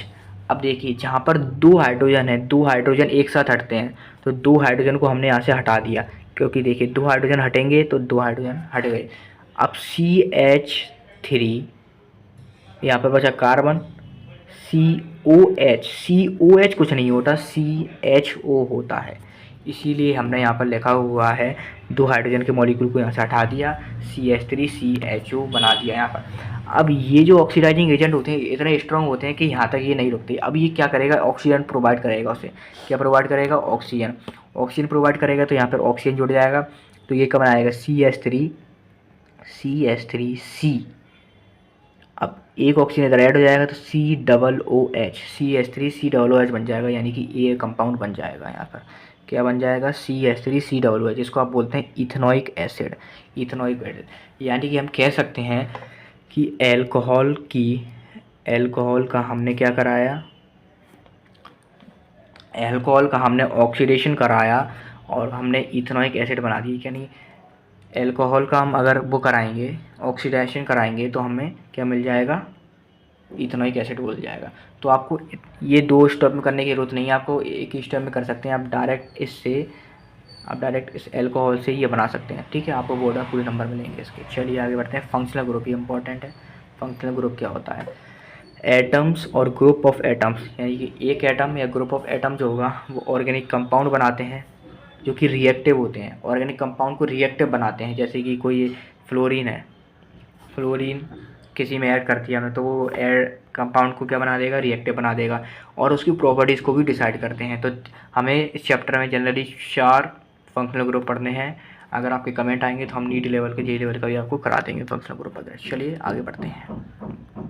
देखिए, तो 4 फंक्शनल ग्रुप कौन कौन से हमारे? एल्कोहल को डिनोट करते हैं OH, single bond OH। Aldehyde होता है हमारा सिंगल बॉन्ड CHO। अब देखिए मैंने यहाँ पर CHO, ये आप देख रहे हैं यहाँ पर, ये देखिए मैंने यहाँ पर CHO क्यों लिखा था, COH क्यों लिखा था? क्योंकि CHO जो होता है हमारा वो क्या होता है? अल्डिहाइड क्या होता है? एक फंक्शनल ग्रुप होता है। इसी वजह से मैंने यहाँ पर COH की जगह CHO लिखा हुआ था। चलिए बेटा आगे बढ़ते हैं। तीसरा हमारा होता है कीटोन को आप लिख सकते हैं C+O, लेकिन इसका क्या क्राइटेरिया होता है कि यहाँ पर दोनों साइड कार्बन होने चाहिए। अगर दोनों साइड कार्बन हैं तो ही कीटोन होगा, वरना अगर एक साइड मान लीजिए हाइड्रोजन है तो यहाँ पर ये एल्डिहाइड हो जाता है। तो एल्डिहाइड को हम कुछ इस तरीके से भी लिख सकते हैं, कार्बन यहाँ पर होगा मान लीजिए, एक कार्बन, डबल बॉन्ड ऑक्सीजन और यहाँ पर H, तो CHO ये बनना है। लेकिन वहीं अगर मैं कहूँ आपसे यहाँ पर कार्बन है और यहाँ पर भी कार्बन है तो ये यहाँ पर कीटोन हो जाएगा, क्योंकि दोनों साइड कार्बन है। अगर दोनों साइड कार्बन और डबल बॉन्ड ऑक्सीजन से बना रहा है कार्बन तो कीटोन होगा, और एक साइड कार्बन और एक साइड आपका हाइड्रोजन हो तो वो CHO बनता है, जो कि आपका एल्डिहाइड होता है, ठीक है। चौथा और आखिरी जो है आपका कार्बोक्सिलिक एसिड होता है COOH, जिसको आप इस तरीके से लिखते हैं C+O और OH, ठीक है। यानी कि एल्कोहल और डबल बॉन्ड O मिलकर आपका CHO यानी कि कार्बोक्सिलिक एसिड बनाते हैं। अब बात करते हैं, अब हम एल्कोहल की भी पढ़ेंगे, जिसको हम हेलोजेंस बोलते हैं, जैसे कि है फ्लोरीन, क्लोरीन, ब्रोमीन, आयोडीन, इनकी बाद में बात करेंगे। चलिए आगे बढ़ते हैं। पहले फंक्शनल ग्रुप जो है हमारा एल्कोहल, ठीक है। चलिए एल्कोहल की बात करते हैं। तो देखिए एल्कोहल जो होता है हमारा, इसका फंक्शनल ग्रुप OH होता है। OH is a functional group of alcohol. Secondary suffix, मतलब कि अगर हम IUPAC करेंगे तो हम इसमें यूज़ क्या करेंगे? ऑल। तो देखिए यहाँ पर ऑल आ रहा है, जैसे कि मैंने कहा था इथेनॉल कहा था मैंने, तो इथेनॉल यही इसकी IUPAC में आया था, इथेनॉल। इसका फॉर्मूला क्या होता है? C2H5OH। OH आ गया, यानी कि ये क्या है? एल्कोहल है, इसलिए हमने यहाँ पर ऑल लगाया था, ठीक है। चलिए सेकेंडरी सफिक्स इसका ऑल होता है। प्रीफिक्स इसका हाइड्रोक्सी होता है। प्रीफिक्स वैसे आपसे जनरली पूछ नहीं जाएगा, लेकर एग्जाम में आ गया कि what is the prefix of alcohol, तो आप बोलेंगे हाइड्रोक्सी, ठीक है। चलिए आगे बढ़ते हैं। अब इनकी IUPAC कैसे की जाएगी? तो IUPAC करने का क्राइटेरिया देख लीजिए एक बार अपन। तो सबसे पहले हम लोग क्या करने वाले हैं, IUPAC और एल्कोहल को हम IUPAC में बोलते हैं एल्केनॉल। देखिए जो भी आपका वो दिया है, जो भी दिया हो आपको, ठीक है, उसके बाद आपको प्लस ऑल लगा देना है, प्लस ऑल कर देना है, तो आपका IUPAC ऑफ एल्कोहल हो जाएगी। जैसे कि पहला एग्जांपल क्या दिया है आपको, CH3CH2OH। तो अब देखिए जहाँ से फंक्शनल ग्रुप पास पड़ता है वहाँ से हम नंबरिंग करना स्टार्ट करते हैं। जहाँ से आपका फंक्शनल ग्रुप पास पड़ता है वहाँ से हम नंबरिंग करना स्टार्ट करते हैं। तो यहाँ से 1 और 2, क्योंकि OH जो है हमारा इस कार्बन से पास पड़ रहा है, हम इस कार्बन से नहीं करेंगे, इस कार्बन से नंबरिंग नहीं करेंगे, क्योंकि कार्बन ये जो है यहाँ से एल्कोहल जो है दूर पड़ रहा है, यानी कि फंक्शनल ग्रुप दूर पड़ रहा है। जहाँ से फंक्शनल ग्रुप पास पड़ता है वहीं से हम करते हैं नंबरिंग कार्बन की, ठीक है। तो पहला कार्बन एंड ये दूसरा कार्बन। अब देखिए CH3CH2, 1 2 कार्बन है, 2 कार्बन को हम क्या लिखते हैं? एथ। और दोनों कार्बन के बीच कैसी बॉन्ड है, सिंगल बॉन्ड, इसीलिए ए लगा देंगे। अब एक चीज़ और मैं बताने वाला हूँ आपको, जब भी आपका ई के बाद जब भी आपका ए ई आई ओ सॉरी जब भी आपका ई के बाद हाँ ए ई आई या वाई आ जाए या ओ आ जाए तो आप ई हटाना पड़ता है, ठीक है। अब देखिए मैंने क्या बताया आपको, 2 कार्बन है तो एथ लिखेंगे, सिंगल बॉन्ड है तो एन लिखेंगे। लेकिन यहाँ पर एल्कोहल के लिए हम सफिक्स क्या यूज़ करते हैं, ऑल, तो ऑल में आता है ओ, तो इसीलिए हमें ई को यहाँ से हटाना पड़ेगा, तो ई हटा देंगे। अब एल्कोहल किस नंबर ऑफ कार्बन से अटैच है, किस नंबर कार्बन से अटैच है, पहले नंबर की कार्बन से अटैच है, तो हम लिखेंगे इथेन 1 ऑल। और 1 को लिखना ज़रूरी समझते नहीं हैं हम लोग IUPAC में, तो हम लिखेंगे इसको डायरेक्टली इथेनॉल। समझ गए? देखो दोबारा समझाऊँ, दोबारा समझाता हूँ। हमने सबसे पहले इसका स्ट्रक्चर बनाया, नंबरिंग यहाँ से करते हैं जहाँ से फंक्शनल ग्रुप पास पड़ता है, तो 1 कार्बन और 2 कार्बन, तो 2 कार्बन है, 2 कार्बन को हम लिखते हैं एथ, सिंगल बॉन्ड है सभी में तो एन लगा देंगे, ई नहीं लगाएंगे क्योंकि आगे ओ आने वाला है। तो अब देखिए कार्बन एल्कोहल का जो फंक्शनल ग्रुप है वो किस कार्बन से अटैच है, पहले नंबर की कार्बन से अटैच है, तो पहले नंबर की कार्बन से अटैच है यानी कि हम 1 लगा देंगे यहाँ पर। उसके बाद ये डैश लगा के ऑल लगा देंगे जो कि होता है। अब 1 लिखते हम नहीं हैं IUPAC में, सीधी डायरेक्ट इसका आंसर हो जाएगा इथेनॉल। ओके, समझ गए? चलिए आगे बढ़ते हैं, सेकंड एग्जांपल देख लेते हैं, ये भी बढ़िया एग्जांपल है। चलिए देखिए यहाँ पर आपके नंबरिंग कहाँ से करेंगे, जहाँ से फंक्शनल ग्रुप पास पड़ता है, तो 1 2 एंड 3, तो कितने कार्बन है, 3 को क्या लिखते हैं हम, प्रोप, सिंगल बॉन्ड है एन, प्रोप एन। अब देखिए कार्बन पहले नंबर पर प्रेजेंट है, सॉरी एल्कोहल पहले नंबर पर प्रेजेंट है, पहले कार्बन प्रेजेंट है, तो प्रोपेन 1 ऑल। एन क्यों लगाया, सिंगल बॉन्ड है, प्रोप क्यों लिया, क्योंकि 3 कार्बन है, ठीक है। और नंबरिंग कहाँ से करी, यहाँ से फंक्शनल ग्रुप पास पड़ता है। और 1 ही क्यों लिया, क्योंकि जो एल्कोहल है वो 1 वाले कार्बन से अटैच है। तो बहुत सी क्राइटेरिया की जाते हैं, लेकिन हमें ई हटाना पड़ेगा क्योंकि आगे ओ आ गया है, ठीक है। तो हम इसको लिख देंगे प्रोपेनॉल 1 हम लगाते नहीं तो प्रोपेनॉल इसका आंसर हो जाएगा, ठीक है। चलिए आगे बढ़ते हैं, थर्ड एग्जाम्पल देखते हैं। अब देखिए मैंने आपसे क्या कहा था, क्या वो कहाँ से करते हैं, नंबरिंग कहाँ से करते हैं, यहाँ से फंक्शनल ग्रुप पास पड़ेगा। तो फंक्शनल ग्रुप या तो आप यहाँ से नंबर ही करिए या यहाँ से नंबर करिए, दोनों तरफ से फंक्शनल ग्रुप पास पड़ने वाला है। बीच में से नहीं करते बेटा, बीच में से नहीं करेंगे नंबरिंग, ठीक है। बीच में से किस में करते हैं वो आप हायर क्लासेस में पढ़ने वाले हैं। तो एल्कोहल यहाँ से और यहाँ से दोनों साइड से पास पड़ने वाला है, तो आप कहीं से भी नंबरिंग कीजिए, ठीक है। अब देखिए कितने कार्बन हैं, 3 कार्बन है, 3 को हम क्या लिखते हैं, प्रोप। अब एल्कोहल का जो फंक्शनल ग्रुप है वो किस नंबर ऑफ कार्बन से अटैच है, सेकंड नंबर से, तो अब लिखेंगे 2, प्रोप 2, सॉरी एक सेकेंड, प्रोपेन लिखेंगे, प्रोपेन 2, प्रोपेन 2। और इसको हम, इसका सफिक्स क्या होता है, प्राइमरी सफिक्स क्या होता है, ऑल, तो इसका आंसर क्या हो जाएगा, प्रोपेन 2 ऑल, प्रोपेन 2 ऑल। ई क्यों नहीं लगाई, क्योंकि आगे ओ आने वाला था। आंसर क्या हो जाएगा, प्रोपेन 2 ऑल। नेक्स्ट एग्जाम्पल पे पढ़ते हैं, देखिए। अब देखिए यहाँ से फंक्शनल ग्रुप पास पड़ रहा है, तो 1 2 3 4 कार्बन है, 4 कार्बन को हम क्या लिखते हैं, ब्यूट, और सभी में सिंगल बॉन्ड है तो एन, ब्यूटेन। और एल्कोहल जो है वो किस नंबर पे प्रेजेंट है, 1 ऑल। ई हम हटा देंगे यहाँ से, तो आंसर क्या हो जाएगा, ब्यूटेनॉल। 1 भी लगाने की जरूरत नहीं है, तो हम आंसर क्या लिख देंगे, ब्यूटेनॉल। समझ आया तो लाइक करिए वीडियो को, बहुत अच्छे से समझा रहा हूँ मैं आपको। ये एग्जांपल देखिए, फिफ्थ वाला एग्जांपल तो आप कर लेंगे, क्या करना है इसमें, टोटल 5 कार्बन है, 5 के लिए। अब देखिए इसको आप कैसे करेंगे, पेंटेनॉल। ये एग्जांपल देखिए, 5 कार्बन है तो पेंट लिख दिया, सभी में सिंगल बॉन्ड है तो एन लिख दिया, ये हम नहीं लगाएंगे। पहले नंबर पे ही एल्कोहल अटैच है तो ओल, तो पेंटेन ये नहीं लगाएंगे, 1 ऑल, 1 को लिखने की जरूरत नहीं है, तो पेंटेनॉल इसका आंसर हो जाएगा। आगे बढ़ते हैं छठे वाले पे, छठे एग्जाम्पल पढ़ते हैं। चलिए कितने कार्बन है, 1 2 3 4 5 कार्बन है, पहले ही लिख दीजिए पेंटेन, क्योंकि सिंगल बॉन्ड है। अब एल्कोहल किस नंबर पर अटैच है, 1 2 3, इधर से भी करेंगे तो 3 ही आएगा, यानी कि आप किसी भी साइड से करिए आंसर सेम आने, 3 ही नंबर पर एल्कोहल आपका आने वाला है। तो अब क्या लिखेंगे, पेंटेन 3 ऑल, तो आंसर क्या हो जाएगा, पेंटेन 3 ऑल। चलिए नेक्स्ट फंक्शनल ग्रुप पर पढ़ते हैं जो कि आपका है एल्डिहाइड। इसको छोटा कर लेते हैं। चलिए एल्डिहाइड की ओर बढ़ते हैं। एल्डिहाइड आप जानते हैं CHO होता है, सिंगल बॉन्ड CHO, जहाँ पर एक साइड हाइड्रोजन होगा और एक साइड कार्बन हो सकता है, कुछ भी हो सकता है, लेकिन एक साइड हाइड्रोजन होना ही पड़ेगा। ठीक है, चलिए is the functional group of aldehyde C double bond OH और यहाँ पर कुछ भी हो सकता है X। ठीक है, तो ये द फंक्शनल ग्रुप ऑफ क्या एल्डिहाइड। तो CHO जो होता है फंक्शनल ग्रुप होता है एल्डिहाइड, इसका सेकेंडरी सफिक्स अल होता है। देखिए अल क्यों आया, क्योंकि AL आ रहा था, और एल्कोहल में OL क्यों आया, क्योंकि एल्कोहल में यहाँ पर OL आ रहा था और यहाँ पर अल आ रहा है, इसलिए इसको अल लिखते हैं। चलिए आगे बढ़ते हैं। इसका प्रीफिक्स अल्डो होता है। IUPAC में एल्डिहाइड को हम नेम करते हैं एल्केनल से। एल्केन, एल्केन प्लस अल क्या है, इसका प्राइमरी सफिक्स है। ठीक है, अल करेंगे।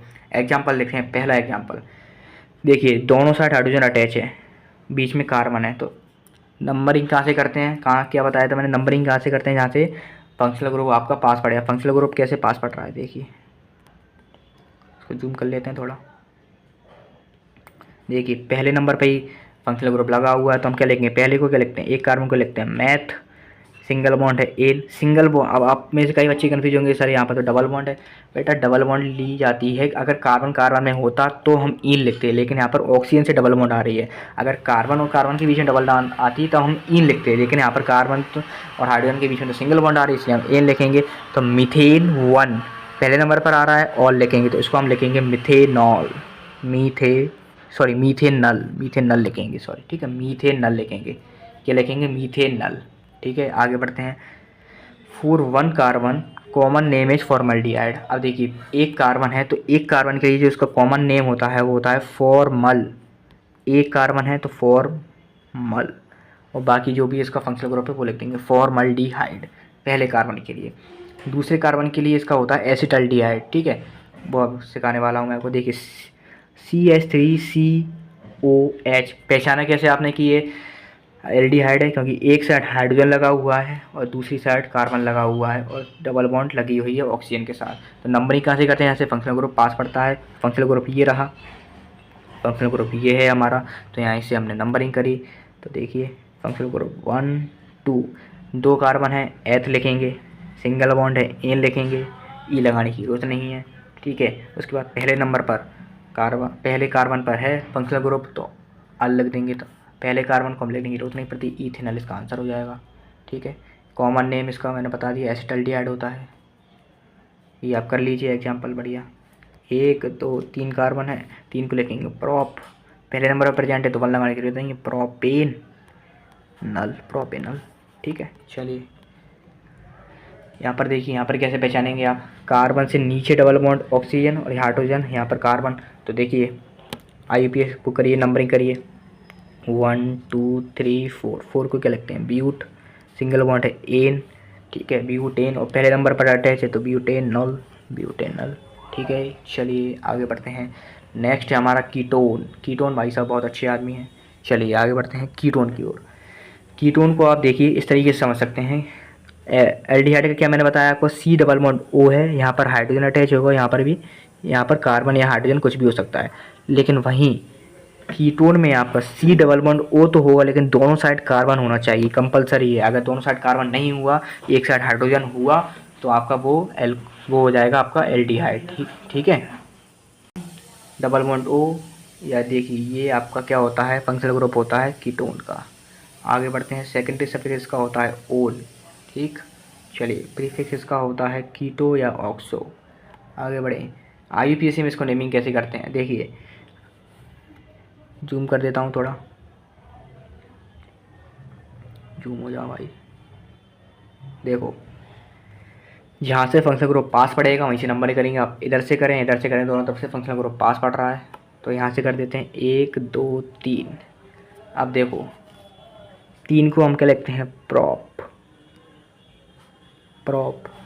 और किस कार्बन पर, किस नंबर ऑफ कार्बन पर वो लगा हुआ है फंक्शनल ग्रुप कीटोन, सेकेंड पर प्रोपेन 2 ओन को, कीटोन को क्या लिखते हैं ओन, प्रोपेन 2 ओन। अब देखिए जो प्रोपेन 2 ओन होता है, और जो पहला एग्जांपल है इसका, उसमें हमेशा जो कीटोन है वो सेकंड नंबर पर ही प्रेजेंट रहता है, तो उसको हम प्रोपेनोन लिख सकते हैं, उसको 2 हटा के प्रोपेन नहीं लिख सकते हैं, क्योंकि हमेशा ये मिडल में ही रहता है और पहला ही एग्जांपल है ये मिडल वाला, तो इसको हम लिख सकते हैं। अगर आपको नहीं लिखना तो आप ये भी लिख सकते हैं, ठीक है, प्रोपेन 2 ओन भी लिख सकते हैं अगर आपको ये नहीं लिखना हो तो। चलिए आगे बढ़ते हैं।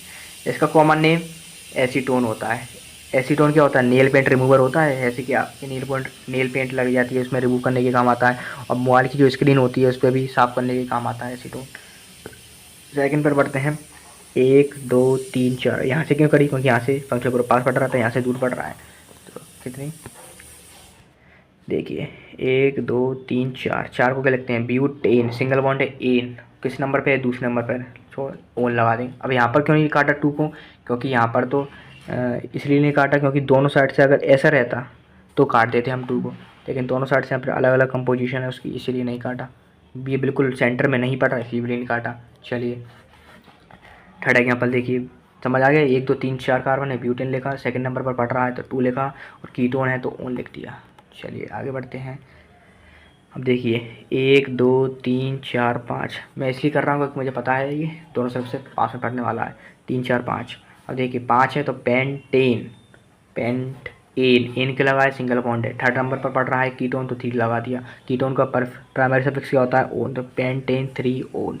अब आप लोगों से वही वो सोचेंगे कि यहाँ पर तो ये बिल्कुल बीच में पड़ रहा है तो यहाँ पर 3 को नहीं काटेंगे, नहीं 3 एक ही में ही काटेंगे, वो एक ही में काटा जाता है, जैसे कि 1 काटा जाता है एक ही में, ठीक है।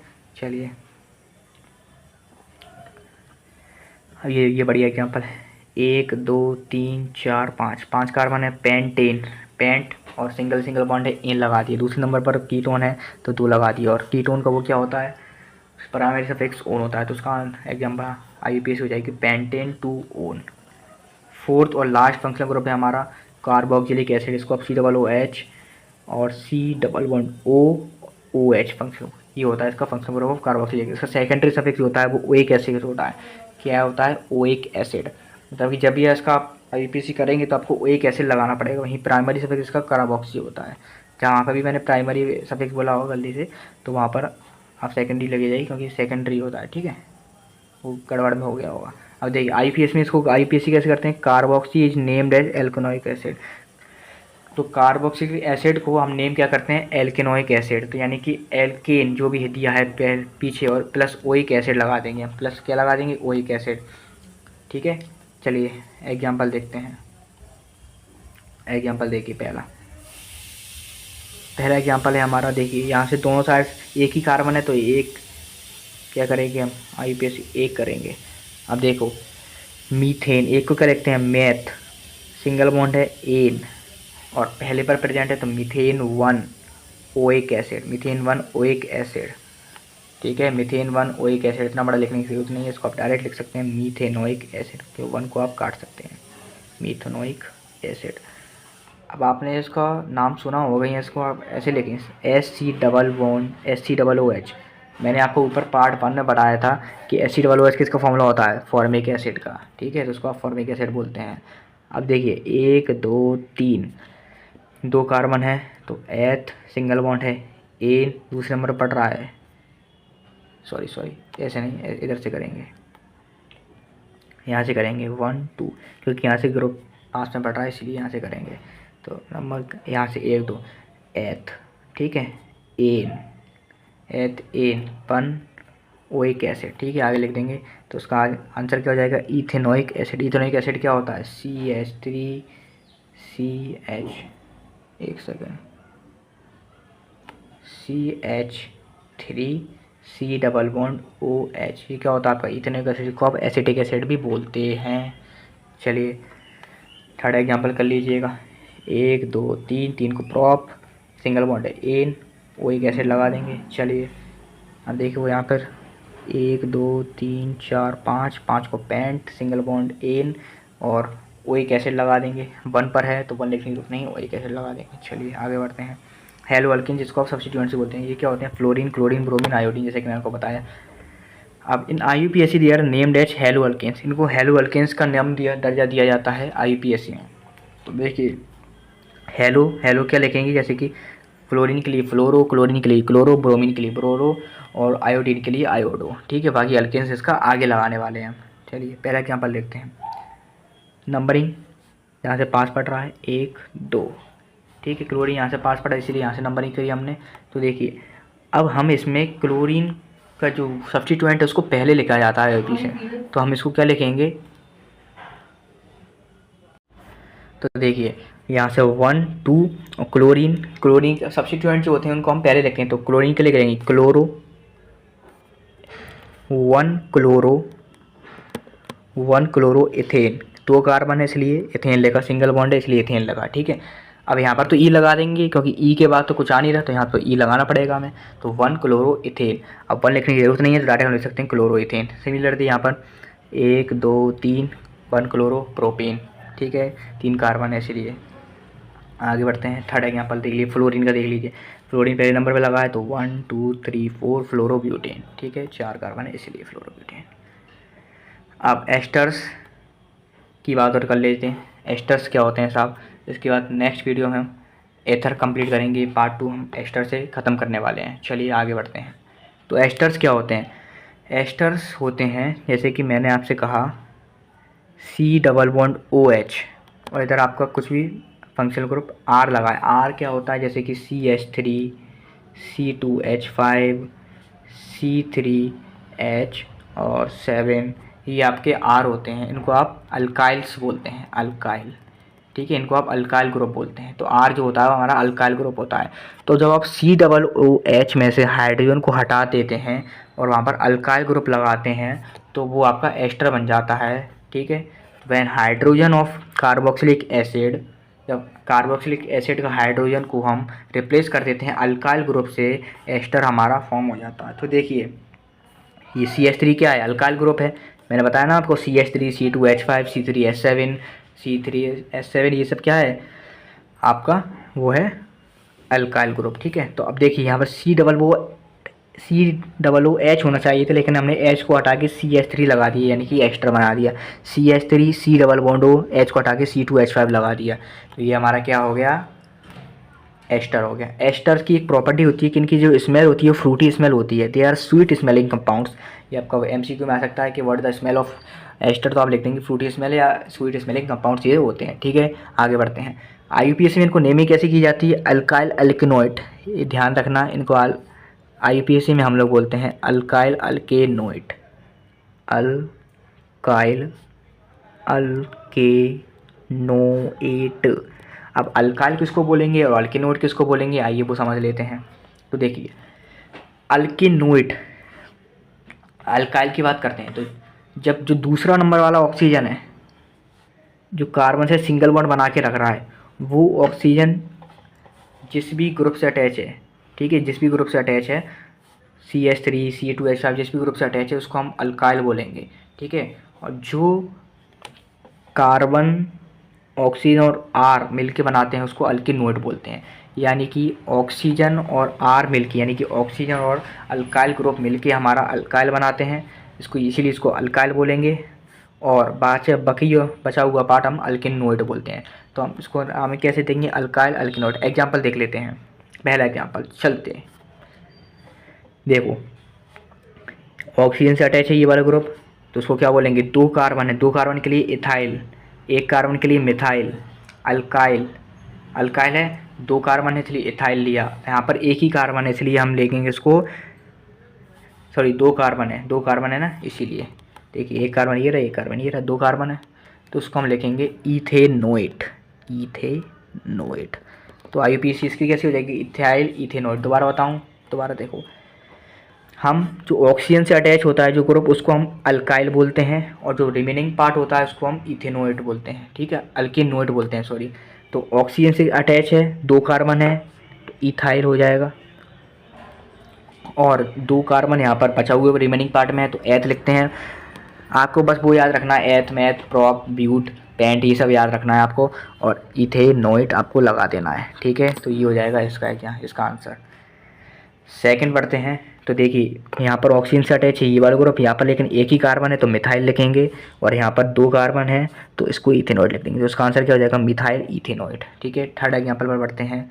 थर्ड एग्जाम्पल देखिए, यहाँ पर ऑक्सीजन के साथ कितने कार्बन वाला अटैच है, एक कार्बन तो मिथाइल लिखेंगे, लेकिन यहाँ पर 1 2 3 3 कार्बन है, 3 को हम लिखते हैं प्रोप और सिंगल बॉन्ड है एन और OH लगा देंगे। इसका आंसर क्या हो जाएगा? Methyl propanol. तो ये थी हमारे IUPAC of esters. Next video में हम पढ़ने वाले हैं IUPAC of ethers. Thank you very much. So hello, welcome to science safari lab. लेकिन अब साइंस सफारी लैब को हमने ट्रांसलेट कर दिया अब हेलिक्स फाउंडेशन पाथवेज में। तो अब से ये पार्ट 3 है आपका। लास्ट पार्ट में हम लोगों ने एस्टर्स के बारे में पढ़ा था, उसकी IUPAC वगैरह की थी। तो इस पार्ट में हम लोग पढ़ने वाले हैं एथर्स के बारे में। तो जानते हैं एथर्स क्या होते हैं।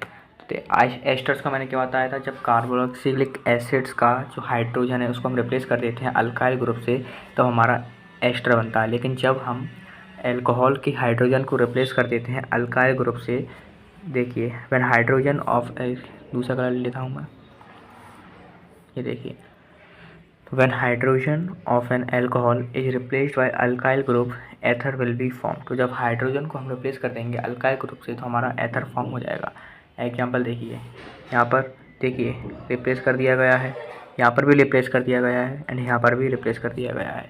ठीक है, अब जानते हैं एथर्स के बारे में एंड सो मोर। चलिए, तो देखिए एथर्स को IUPAC में अल्कोक्सी अल्केन का दर्जा दिया जाता है, यानी कि अल्कोक्सी अल्केन इनको IUPAC में कहा जाता है।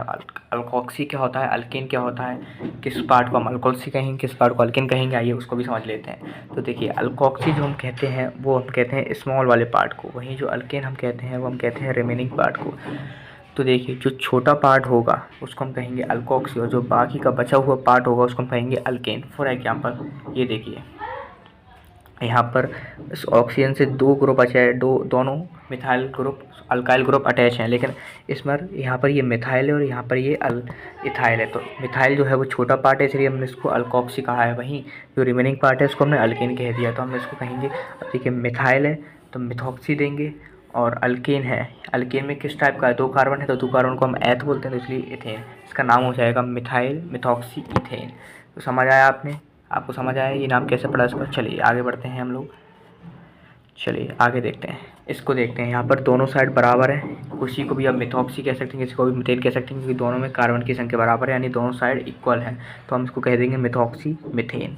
आगे बढ़ते हैं। अब देखिए यहाँ पर भी दोनों साइड बराबर है, यानी कि कोई छोटा नहीं कोई बड़ा नहीं, दोनों इक्वल हैं, तो हम इसको इथॉक्सी इथेन कह देंगे। चलिए ठीक है, देखिए तो एक और मैं आपको एक और एग्जाम्पल देता हूँ। जैसे कि मैंने लिखा यहाँ पर ऑक्सीजन और मैंने यहाँ पर लगा दिया C3H7। अब C3H7 में क्या है, एक इथाइल ग्रुप है, सॉरी अल्काइल ग्रुप है, और मैंने इस साइड लगा दिया यहाँ पर CH3।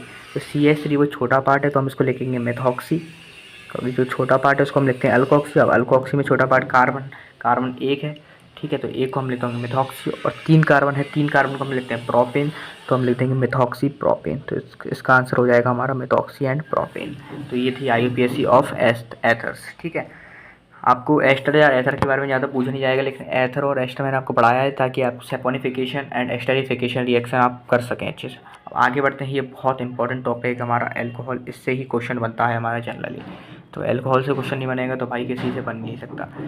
तो एल्कोहल की ओर बढ़ते हैं। अब एल्कोहल का केमिकल फॉर्मूला हमारा होता है C2H5। उसको अगर इसका स्ट्रक्चर बना है तो ये स्ट्रक्चर इसका इस टाइप का होता है CH3 CH2 and OH। CH3 हमारा क्या होगा, मिथाइल, ठीक है, CH2 एंड OH हमारा एल्कोहल। ठीक है, चलिए आगे बढ़ते हैं। आप देखिए इथेनॉल की जनरली बच्चे रट के जाते हैं, इसके कैरेक्टरिस्टिक वगैरह, मतलब कि इसकी यूजेस वगैरह रट के जाते हैं, लेकिन बोर्ड अब पिछले कुछ सालों से प्रॉपर्टीज़ को भी ध्यान दे रहा है, तो अब बोर्ड आपसे इथेनॉल की प्रॉपर्टीज़ भी पूछ लेता है, इसलिए मैं आपको प्रॉपर्टीज़ भी पढ़ाने जा रहा हूँ। ठीक है, तो देखिए it is liquid at room temperature. Ethanol जो है, एल्कोहल जो है, इथेनॉल कहिए एल्कोहल कहिए, ठीक है, लेकिन एल्कोहल उसी का टाइप है। तो इथेनॉल जो है हमारा वो लिक्विड होता है रूम टेम्परेचर पर। इथेनॉल क्या होता है, लिक्विड, ठीक है, liquid at room temperature. Second देखिए,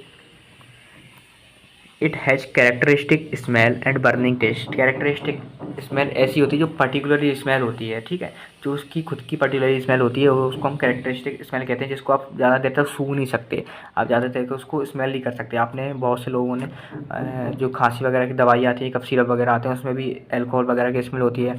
जो हम वाइट बोर्ड पर जो मार्कर चलाते हैं उसमें जो इंक डली रहती है उसकी भी कैरेक्टरिस्टिक स्मेल होती है, तो उस टाइप की स्मेल होती है हमारी अल्कोहल की। It is miscible. मिसिबल माने होता है मिक्स होना in water in all proportion.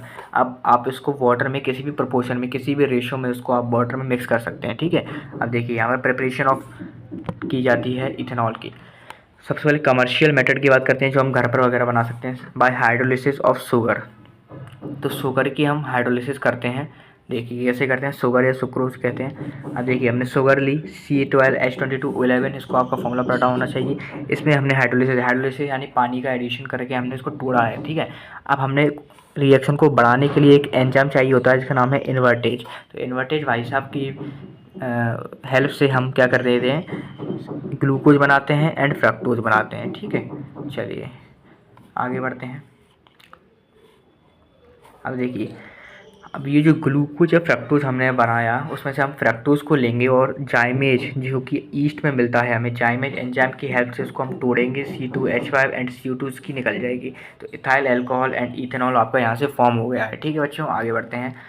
Second method है हमारा भाई हाइड्रेशन ऑफ इथेन। इथीन का फॉर्मूला क्या होता है, एथ है यानी कि C2 और इन लगा है यानी कि क्या है, ये अल्कीन है। अल्कीन में क्या होता है, 2 कार्बन का डबल तो सिर्फ H4, तो C2H4 इसका आंसर हो जाएगा, ठीक है। चलिए अब देखते हैं, हमने इथीन लिया, इथीन का हाइड्रेशन कराया यानी कि पानी के साथ हमने इसको कराया। अब देखिए HOH लिखूंगा मैं इसको, HOH, यहाँ पर H पे प्लस है एंड OH पे माइनस है। अब देखिए क्या होगा, H प्लस यानी कि बेसिक मीडियम एसिडिक मीडियम हम इसको कराने वाले हैं। अब क्या होने वाला है, यहाँ से ये बॉन्ड टूटने वाली है और एक हाइड्रोजन ये रहेगा यहाँ पर, और वाटर का जो OH है वो यहाँ पर ऐड हो जाएगा। बॉन्ड टूटने के बाद वाटर का OH यहाँ पर ऐड हो जाएगा, तो ये आपका बनते आ जाता है, ठीक है। CH3CH2OH यहाँ पर आपका बन जाता है इथेनॉल। चलिए आगे बढ़ते हैं। अब केमिकल रिएक्शंस ऑफ इथेनॉल के बारे में पढ़ते हैं कि इथेनॉल कौन कौन सी केमिकल रिएक्शन देता है। सबसे पहले बात करते हैं कंबशन की। जैसे कि मैंने आपको कंबशन रिएक्शन की वीडियो बना के रखी थी, तो उसमें मैं आपको होमवर्क में दिया था इथेनॉल का रिएक्शन कराने के लिए, कंबशन रिएक्शन कराने के लिए। आपने मुझे बहुत से लोगों ने करा भी होगा। चलिए आगे बढ़ते हैं। तो देखिए क्या क्या प्रोसेस रहता है कंबशन कराने के, जितने कार्बन उतने CO2 निकाल दीजिए एंड जितने हाइड्रोजन कितने 5 और 1 6 के आधे हैं, जितने हाइड्रोजन उसके आधे H2 निकाल दीजिए और हीट एंड लाइट को निकालने के बाद आप ऑक्सीजन को बैलेंस कर दीजिए, ठीक है। तो ये होती है हमारी कंबशन रिएक्शंस ऑफ इथेनॉल, ठीक है। चलिए आगे बढ़ते हैं। रिएक्शन में सोडियम के साथ जानते हैं। देखिए सोडियम पे प्लस चार्ज होता है, C2H5O पे माइनस और H पे प्लस। तो सोडियम जो है वो हाइड्रोजन को हटा देगा और C2H5ONA बना देगा, उसको आप सोडियम इथॉक्साइड बोलते हैं। और हाइड्रोजन अकेला नहीं निकलता, हाइड्रोजन H2 के फॉर्म में, गैस के फॉर्म में निकल जाएगा, ठीक है। चलिए आगे बढ़ते हैं। ऑक्सीडेशन बहुत इंपॉर्टेंट है। ऑक्सीडेशन का वही सेम लेंगे हम, कैटलिस्ट को KMnO4 एसिडिक और बेसिक मीडियम और K2Cr2O7 H प्लस मीडियम, ठीक है। आगे बढ़ते हैं। अब देखिए CH3CH2OH, इसमें से हम H2 को हटा देंगे, ठीक है। H2 को हटाने के बाद CH3CHO बचा। जैसे कि आपको बताया था मैंने ऊपर, जो हमने पढ़ा था ऑक्सीडेशन रिएक्शन जब हम पढ़ रहे थे स्टार्टिंग में ऊपर ऑर्गेनिक रिएक्शंस में, तो मैंने आपको इसी का एग्जांपल दिया था। तो हाइड्रोजन को हटा के यहाँ से COH कुछ होता नहीं है, CH होता है बेटा, इसीलिए हमने CHO लिखा है यहाँ पर। अब ये जो इतने स्ट्रॉन्ग होता है, ये जो कैटलिस्ट होता है इतना स्ट्रॉन्ग होता है कि इसको ये ऑक्सीजन भी ऐड कर देता है, तो CH3COOH बन जाता है, इथेनॉइक एसिड बन जाता है। तो कोई आपसे पूछे कि अल्कोहल का इथेनॉल का ऑक्सीडेशन कराने के बाद हमें क्या प्राप्त होता है, तो आप डायरेक्ट ही कह देंगे कि आपको इथेनॉइक एसिड प्राप्त होता है। अब डिहाइड्रेशन रिएक्शन की ओर बढ़ते हैं। डिहाइड्रेशन रिएक्शन माने कि उसमें से पानी को हटाना। डिहाइड्रेटिंग एजेंट होता है हमारा कॉन्सेंट्रेटेड H2SO4, ठीक है। तो देखिए CH3CH2, आप देखिए मैंने लिखा है यहाँ पर C2, एक सेकेंड देखिए, मैंने आपको मैं समझाने के लिए बता रहा हूँ। मैंने लिखा C2H5OH, इसमें से मुझे क्या माइनस करना है, वाटर माइनस करना है, H2O माइनस करना है मुझे इसमें से। अब देखिए मैं H2O मुझे इसमें से माइनस करना है, तो क्या होगा, ये एक हाइड्रोजन और एक ऑक्सीजन यहाँ से कट जाएंगे, तो ये OH के चला गया, बचा हुआ एक हाइड्रोजन यहाँ से हट जाएगा तो H4 बचा। यानी कि जब हम C2H5OH में से पानी को निकालते हैं तो हमारा CH2 बनता है, जो कि होता है C2H4, ठीक है। क्या बोलते हैं इसको, इथीन बोलते हैं। चलिए आगे बढ़ते हैं। अब इथेनॉल का एस्टेरिफिकेशन, ये सबसे इम्पॉर्टेंट रिएक्शन है बेटा। ये आपके बोर्ड एग्जामिनेशन में पक्का से आने वाली है जहाँ तक मैं बोल रहा हूँ। तो देखिए एस्टरीफिकेशन क्या होता है, जब हम इथेनॉल की रिएक्शन इथेनॉइक एसिड जब हम इथेनॉल की रिएक्शन इथेनॉइक एसिड के साथ कराते हैं तब हमें मिलता है इथाइल इथेनॉइड, जो कि एक एस्टर होता है। अब देखिए एस्टर कैसे है, ये इधर देखिए COOH में से हमने H हटा कर क्या जोड़ दिया, अल्काइल ग्रुप जोड़ दिया, C2H5 जोड़ दिया। और मैंने आपको क्या क्राइटेरिया बताया था, जो पार्ट ऑक्सीजन से अटैच होता है, जो पार्ट ऑक्सीजन से अटैच होता है उसको हम बोलते हैं अल्काइल। तो यहाँ पर अल्काइल में 2 कार्बन है तो इथाइल हो गया, और जो रिमेनिंग पार्ट होता है उसको हम बोलते हैं अल्केनोइड। तो यहाँ पर 1 2 कार्बन है तो इथेनॉइड हो जाएगा, ठीक है। तो ये एस्टर फॉर्म होता है। अब देखिए कैसे फॉर्म होता है, इथेनॉइक एसिड का H जाता है एंड अल्कोहल का OH जाता है। H और OH मिलके हमारा क्या बना देते हैं, H बना देते हैं। और इसको आप कैसे लिख देंगे, CH3COO ठीक है, इस तरीके से आप लिख देंगे इसको। चलिए आगे बढ़ते हैं। अब देखिए डेफिनेशन देख लीजिए, reaction of ethanol with ethanoic acid in the presence of concentrated H2SO4।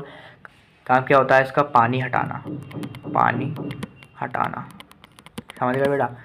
To form ester is known as esterification. अब एस्टर बनना है इसकी एस्टरीफिकेशन कहा गया है। चलिए ये देख लीजिए, रोल ऑफ कंसंट्रेटेड H2 से बढ़ा दिया, डिहाइड्रेटिंग एजेंट होता है, कैटलिस्ट की तरह काम करता है, ठीक है। चलिए आगे बढ़ते हैं। अब बात करते हैं इथेनॉल के यूसेस की, ये बहुत इंपॉर्टेंट है, ये भी आपके बोर्ड एग्जामिनेशन में आएगा। It is use as beverages, मिलाने के लिए, बियर में, ब्रांडी, वाइन, इन सब में मिलाने के लिए अल्कोहल इथेनॉल हमारा काम आता है। ये एक सॉल्वेंट की तरह काम करता है गम्स, रेजिन्स एंड वार्निशेस में, ठीक है। इसको हम एनेस्थेटिक्स में भी यूज़ करते हैं, बेहोश करने के लिए। जैसे कि आपने बहुत मूवीज़ वगैरह में देखा होगा, लोग जो हैंकी होता है उनका जो, ठीक है, उस पर इसको छिड़क के लोगों को बेहोश करते हैं, ठीक है। तो इसमें भी काम आता है एनेस्थेटिक्स में। इसको थर्मोमीटर्स के अंदर यूज़ किया जाता है क्योंकि इसका मेल्टिंग एंड फ्रीजिंग पॉइंट लो होता है, इससे हमें पता चल जाता है कि किसको कितना बुखार वगैरह है, ठीक है, उसी के लिए यूज़ करते हैं। सेकंड देखिए, it is use in medicine, cough syrups, cosmetic, जैसे कि मैंने आपको ऊपर बताया था कि कफ सिरप्स वगैरह में यूज़ होता है, मेडिसिन में यूज़ होता है, मार्कर्स वगैरह में यूज़ होता है, इन सभी में इसका यूज़ होता है, ठीक है। तो इसको आप हमेशा ये नहीं कह सकते कि अल्कोहल हमेशा बुरा होता है, इसका अच्छे की यूज़ के लिए यूज़ होता है, ठीक है। It is use as antiseptic जैसे कि टिंचर ऑफ आयोडीन बनाते हैं हम एंटीसेप्टिक में, जिसमें हम अल्कोहल प्लस आयोडीन का मिक्सर लेते हैं, अल्कोहल प्लस आयोडीन मिलकर हमारा टिंचर ऑफ आयोडीन बनाते हैं, ठीक है। इसमें से आपको कोई भी 3 रटनी है, मैंने लिख के रखा मेरे हैंड रिटन नोट्स, ठीक है। चलिए आगे बढ़ते हैं।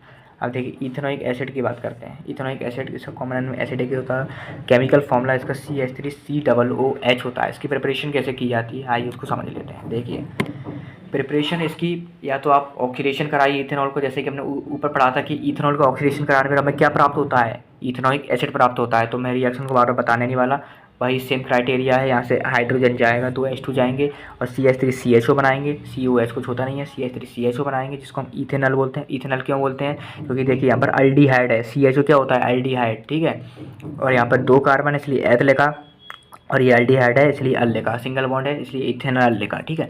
अब देखिए ये फंक्शनल ग्रुप है जो कि मैंने आपको सेकंड पार्ट में पढ़ाया हुआ है, फंक्शनल ग्रुप की लिंक और डिस्क्रिप्शन में दे दूंगा मैं आपको, ठीक है। अब देखिए KMnO4 बहुत अच्छा ऑक्सीजन वो होता है, ठीक है, एजेंट होता है, कैटलिस्ट होता है, तो वो ऑक्सीजन ऐड कर देगा इसमें, CH3C बेटा लो H बना देगा, इथेनॉइक एसिड बना देगा। चलिए बेटा आगे बढ़ते हैं।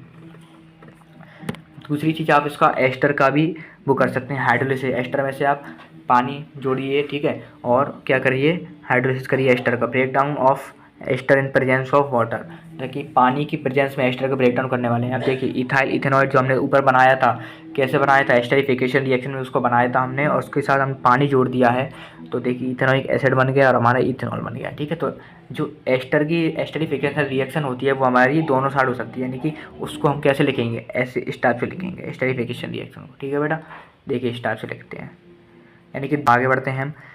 केमिकल रिएक्शन देख लेते हैं इथेनॉइक एसिड की। इथेनॉइक एसिड कौन कौन सी केमिकल रिएक्शन हमारे करता है, तो सबसे पहले बात करते हैं एसिडिक नेचर की। एसिडिक नेचर में क्या होता है, हमें सोडियम ऐड करना पड़ता है, तो CH3 देखिए सोडियम पर प्लस चार्ज है और CH3C पर माइनस चार्ज है, और हाइड्रोजन पर प्लस चार्ज है, तो प्लस प्लस को डिस्प्लेस कर देता है और CH3CONA बना देता है, जो कि हमारा होता है सोडियम इथेनॉइड, और हाइड्रोजन गैस हमारा H2 के फॉर्म में यहाँ से बाहर चल जाती है, ठीक है। चलिए आगे बढ़ते हैं।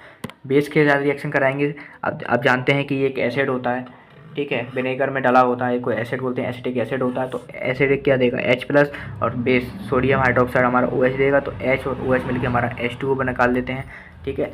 और CH3COONA मिलकर हमारा ये बना देते हैं सोडियम इथेनॉल, जो कि हमारा ऊपर भी बना था, ठीक है। चलिए अब बात करते हैं कार्बोनेट के रिएक्शन के साथ। कार्बोनेट के साथ कैसे रिएक्ट करता है कार्बोनेट, जैसे कि मेटल कार्बोनेट वगैरह। आप एसिड बेस एंड सॉल्ट्स में आपने पढ़ा होगा कि जब भी कोई एसिड मेटल कार्बोनेट के साथ, मेटल कार्बोनेट या बाइकार्बोनेट के साथ रिएक्ट करता है तो वो CO2 एंड H2O निकालता है। ठीक है, आपने क्या पढ़ा था metal and acid and bases and salts में कि जब भी कोई एसिड मेटल कार्बोनेट या मेटल बाइकार्बोनेट के साथ रिएक्ट करता है तो वो H2O एंड CO2 हमारा निकालता है। ये तो आपको रटना होना चाहिए। और बाद में आपका क्या बनता है, सॉल्ट बनता है। तो H निकलेगा, यहाँ से O2 निकलेगा तो CO3 से CO2 निकल जाएगी और बचा हुआ वो इसके साथ मिलकर H2O बना देगा और CH3COO मिलकर हमारा ये बना देंगे। ठीक है, सो CH3COO हमारा ये बना देंगे। ठीक है, चलिए आगे बढ़ते हैं। अब बाइकार्बोनेट के साथ रिएक्शन करा लेते हैं बेटा। तो वही सेम प्रोसेस से CO2 H2 निकलेगी और वही सेम बनेगा। ठीक है, चलिए अब reduction of ethanoic acid. Reduction में क्या करेंगे, हम लेते हैं रिड्यूसिंग एजेंट जो कि होता है हमारा LiAlH4। इसका नाम होता है लिथियम अल्यूमिनियम हाइड्राइड। क्या नाम होता है बेटा इसका, लिथियम अल्यूमिनियम एंड हाइड्राइड। ठीक है, अब देखिए इसका प्रोसेस कैसे है। अब सबसे पहले हम एल्कोहल जो इथेनॉइक एसिड होता है उसको हम स्ट्रक्चर बनाने वाले हैं। देखिए स्ट्रक्चर कुछ इस टाइप से बनेगा इसका। CH3, ये देखिए CH3 carbon double bond oxygen और OH। क्या बताया था मैंने आपको, इथेनॉइक एसिड का स्ट्रक्चर कैसा होता है, COH and double bond O इस टाइप का बताया था। और यहाँ पर CH3 लग जाएगा बचा हुआ, तो इस टाइप का इसका स्ट्रक्चर बनता है। ठीक है, अब देखिए क्या होता है, H4 4 हाइड्रोजन है, 4 में से ये बॉन्ड टूट जाएगी, यहाँ से ये बॉन्ड टूट जाएगी तो OH बचा है यहाँ से, और H इसमें एक ऐड हो जाएगा और 2 हाइड्रोजन यहाँ ऐड हो जाएंगी, एक हाइड्रोजन यहाँ ऐड हो जाएगा। तो क्या बन जाएगा हमारा CH3 CH2 OH इथेनॉल बन जाएगा। दोबारा बताऊँ मैं आपको, अगर आपको समझ ना आई हो तो दोबारा बताते वाला हूँ मैं आपको। देखिए सबसे पहले हमने का स्ट्रक्चर बनाया। अब LiAlH4 में 4 हाइड्रोजन होते हैं, 4 में से 2 हाइड्रोजन हमारा इस बीच वाले कार्बन से ऐड हो जाएंगे और ये बॉन्ड टूट जाएगी हमारी, और OH हमारा था वो एक हाइड्रोजन के साथ मिलकर H2O बना देगा। ठीक है, और बाकी का एक हाइड्रोजन बचा हुआ है वो OH के साथ, ऑक्सीजन के साथ मिलकर OH बना देगा। तो हमारा क्या बन गया, CH3 CH2 एंड OH। ठीक है बच्चों, समझ आया। अगर आपको समझ ना आई हो तो बेटा मैं कुछ में कर नहीं सकता, ये आपकी थोड़ी बेसिक नॉलेज है। ठीक है, ये तो आपको आना ही चाहिए। ठीक है, चलिए आगे बढ़ते हैं। नहीं समझ आई तो रट लीजिए डायरेक्ट। चलिए अब बात करते हैं सपोनिफिकेशन रिएक्शन की। देखिए सपोनिफिकेशन मैंने आपको यहाँ पर क्या लिख के रखा है, saponification reaction very very very very very important, up to infinite times important है।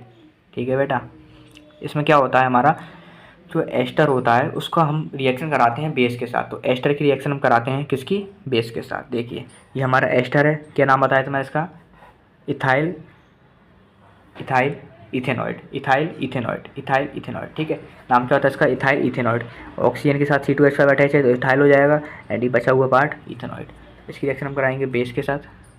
देखिए अब CH3COO पर हमारा नेगेटिव चार्ज होता है, C2H5 पॉजिटिव चार्ज होता है, N पे प्लस चार्ज एंड OH पे माइनस चार्ज। तो प्लस माइनस डिस्प्लेस करके हमारा ये बनाते हैं। ठीक है, चलिए आगे बढ़ते हैं। देखिए अब देखिए क्या लिखा है यहाँ पर, अल्काइन hydrolysis of ester is called saponification. ठीक है बेटा, अल्काइल हाइड्रोलिसिस यानी कि बेस के साथ उसका हाइड्रोलिसिस कराएंगे तो उसको हम बोलते हैं एस्टरिफिकेशन। अब यूसेज ऑफ इथेनॉइक एसिड पढ़ते हैं हम। Usage of ethanoic acid, ethanoic acids का हम यूज़ कहाँ कहाँ पर करा जाता है। तो देखिए इसका हम विनेगर में यूज़ करते हैं, विनेगर CH3COOH विनेगर में आप जानते हैं इथेनॉइक एसिड एसिटिक एसिड होता है।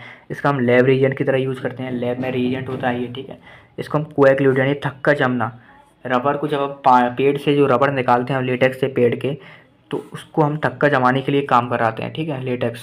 चलिए आगे बढ़ते हैं। It is used as manufacture of cellulose acetate का मैन्युफैक्चर हम निकालते हैं। Use as packing, cellulose acetate का काम क्या होता है, पैकिंग मटेरियल की तरह ये यूज होता है। ठीक है, प्रॉपर्टीज रख लीजिए कोई भी। आगे बढ़ते हैं। देखिए अब लास्ट पार्ट है हमारा प्रॉपर्टीज़। देखिए प्रॉपर्टीज़ क्या है, कलरलेस लिक्विड होता है हमारा, पंजेंट स्मेल के साथ। आप विनेगर का, कभी आपके घर में विनेगर होगा तो आप विनेगर को डब्बा वगैरह खोल के देखिए और उसकी स्मेल लीजिए, स्मेल कीजिए, आपको एकदम पंजेंट की स्मेल आएगी। ठीक है, अब सेकंड प्रॉपर्टी क्या है, हाइग्रोस्कोपिक यानी कि मॉइस्चर को एब्जॉर्ब कर लेता है in nature and miscible in water. Miscible यानी कि मिक्स्ड, ये पानी में हमारा मिक्स हो जाता है। तो यही था हमारा पूरा कार्बन एंड कंपाउंड चैप्टर बेटा।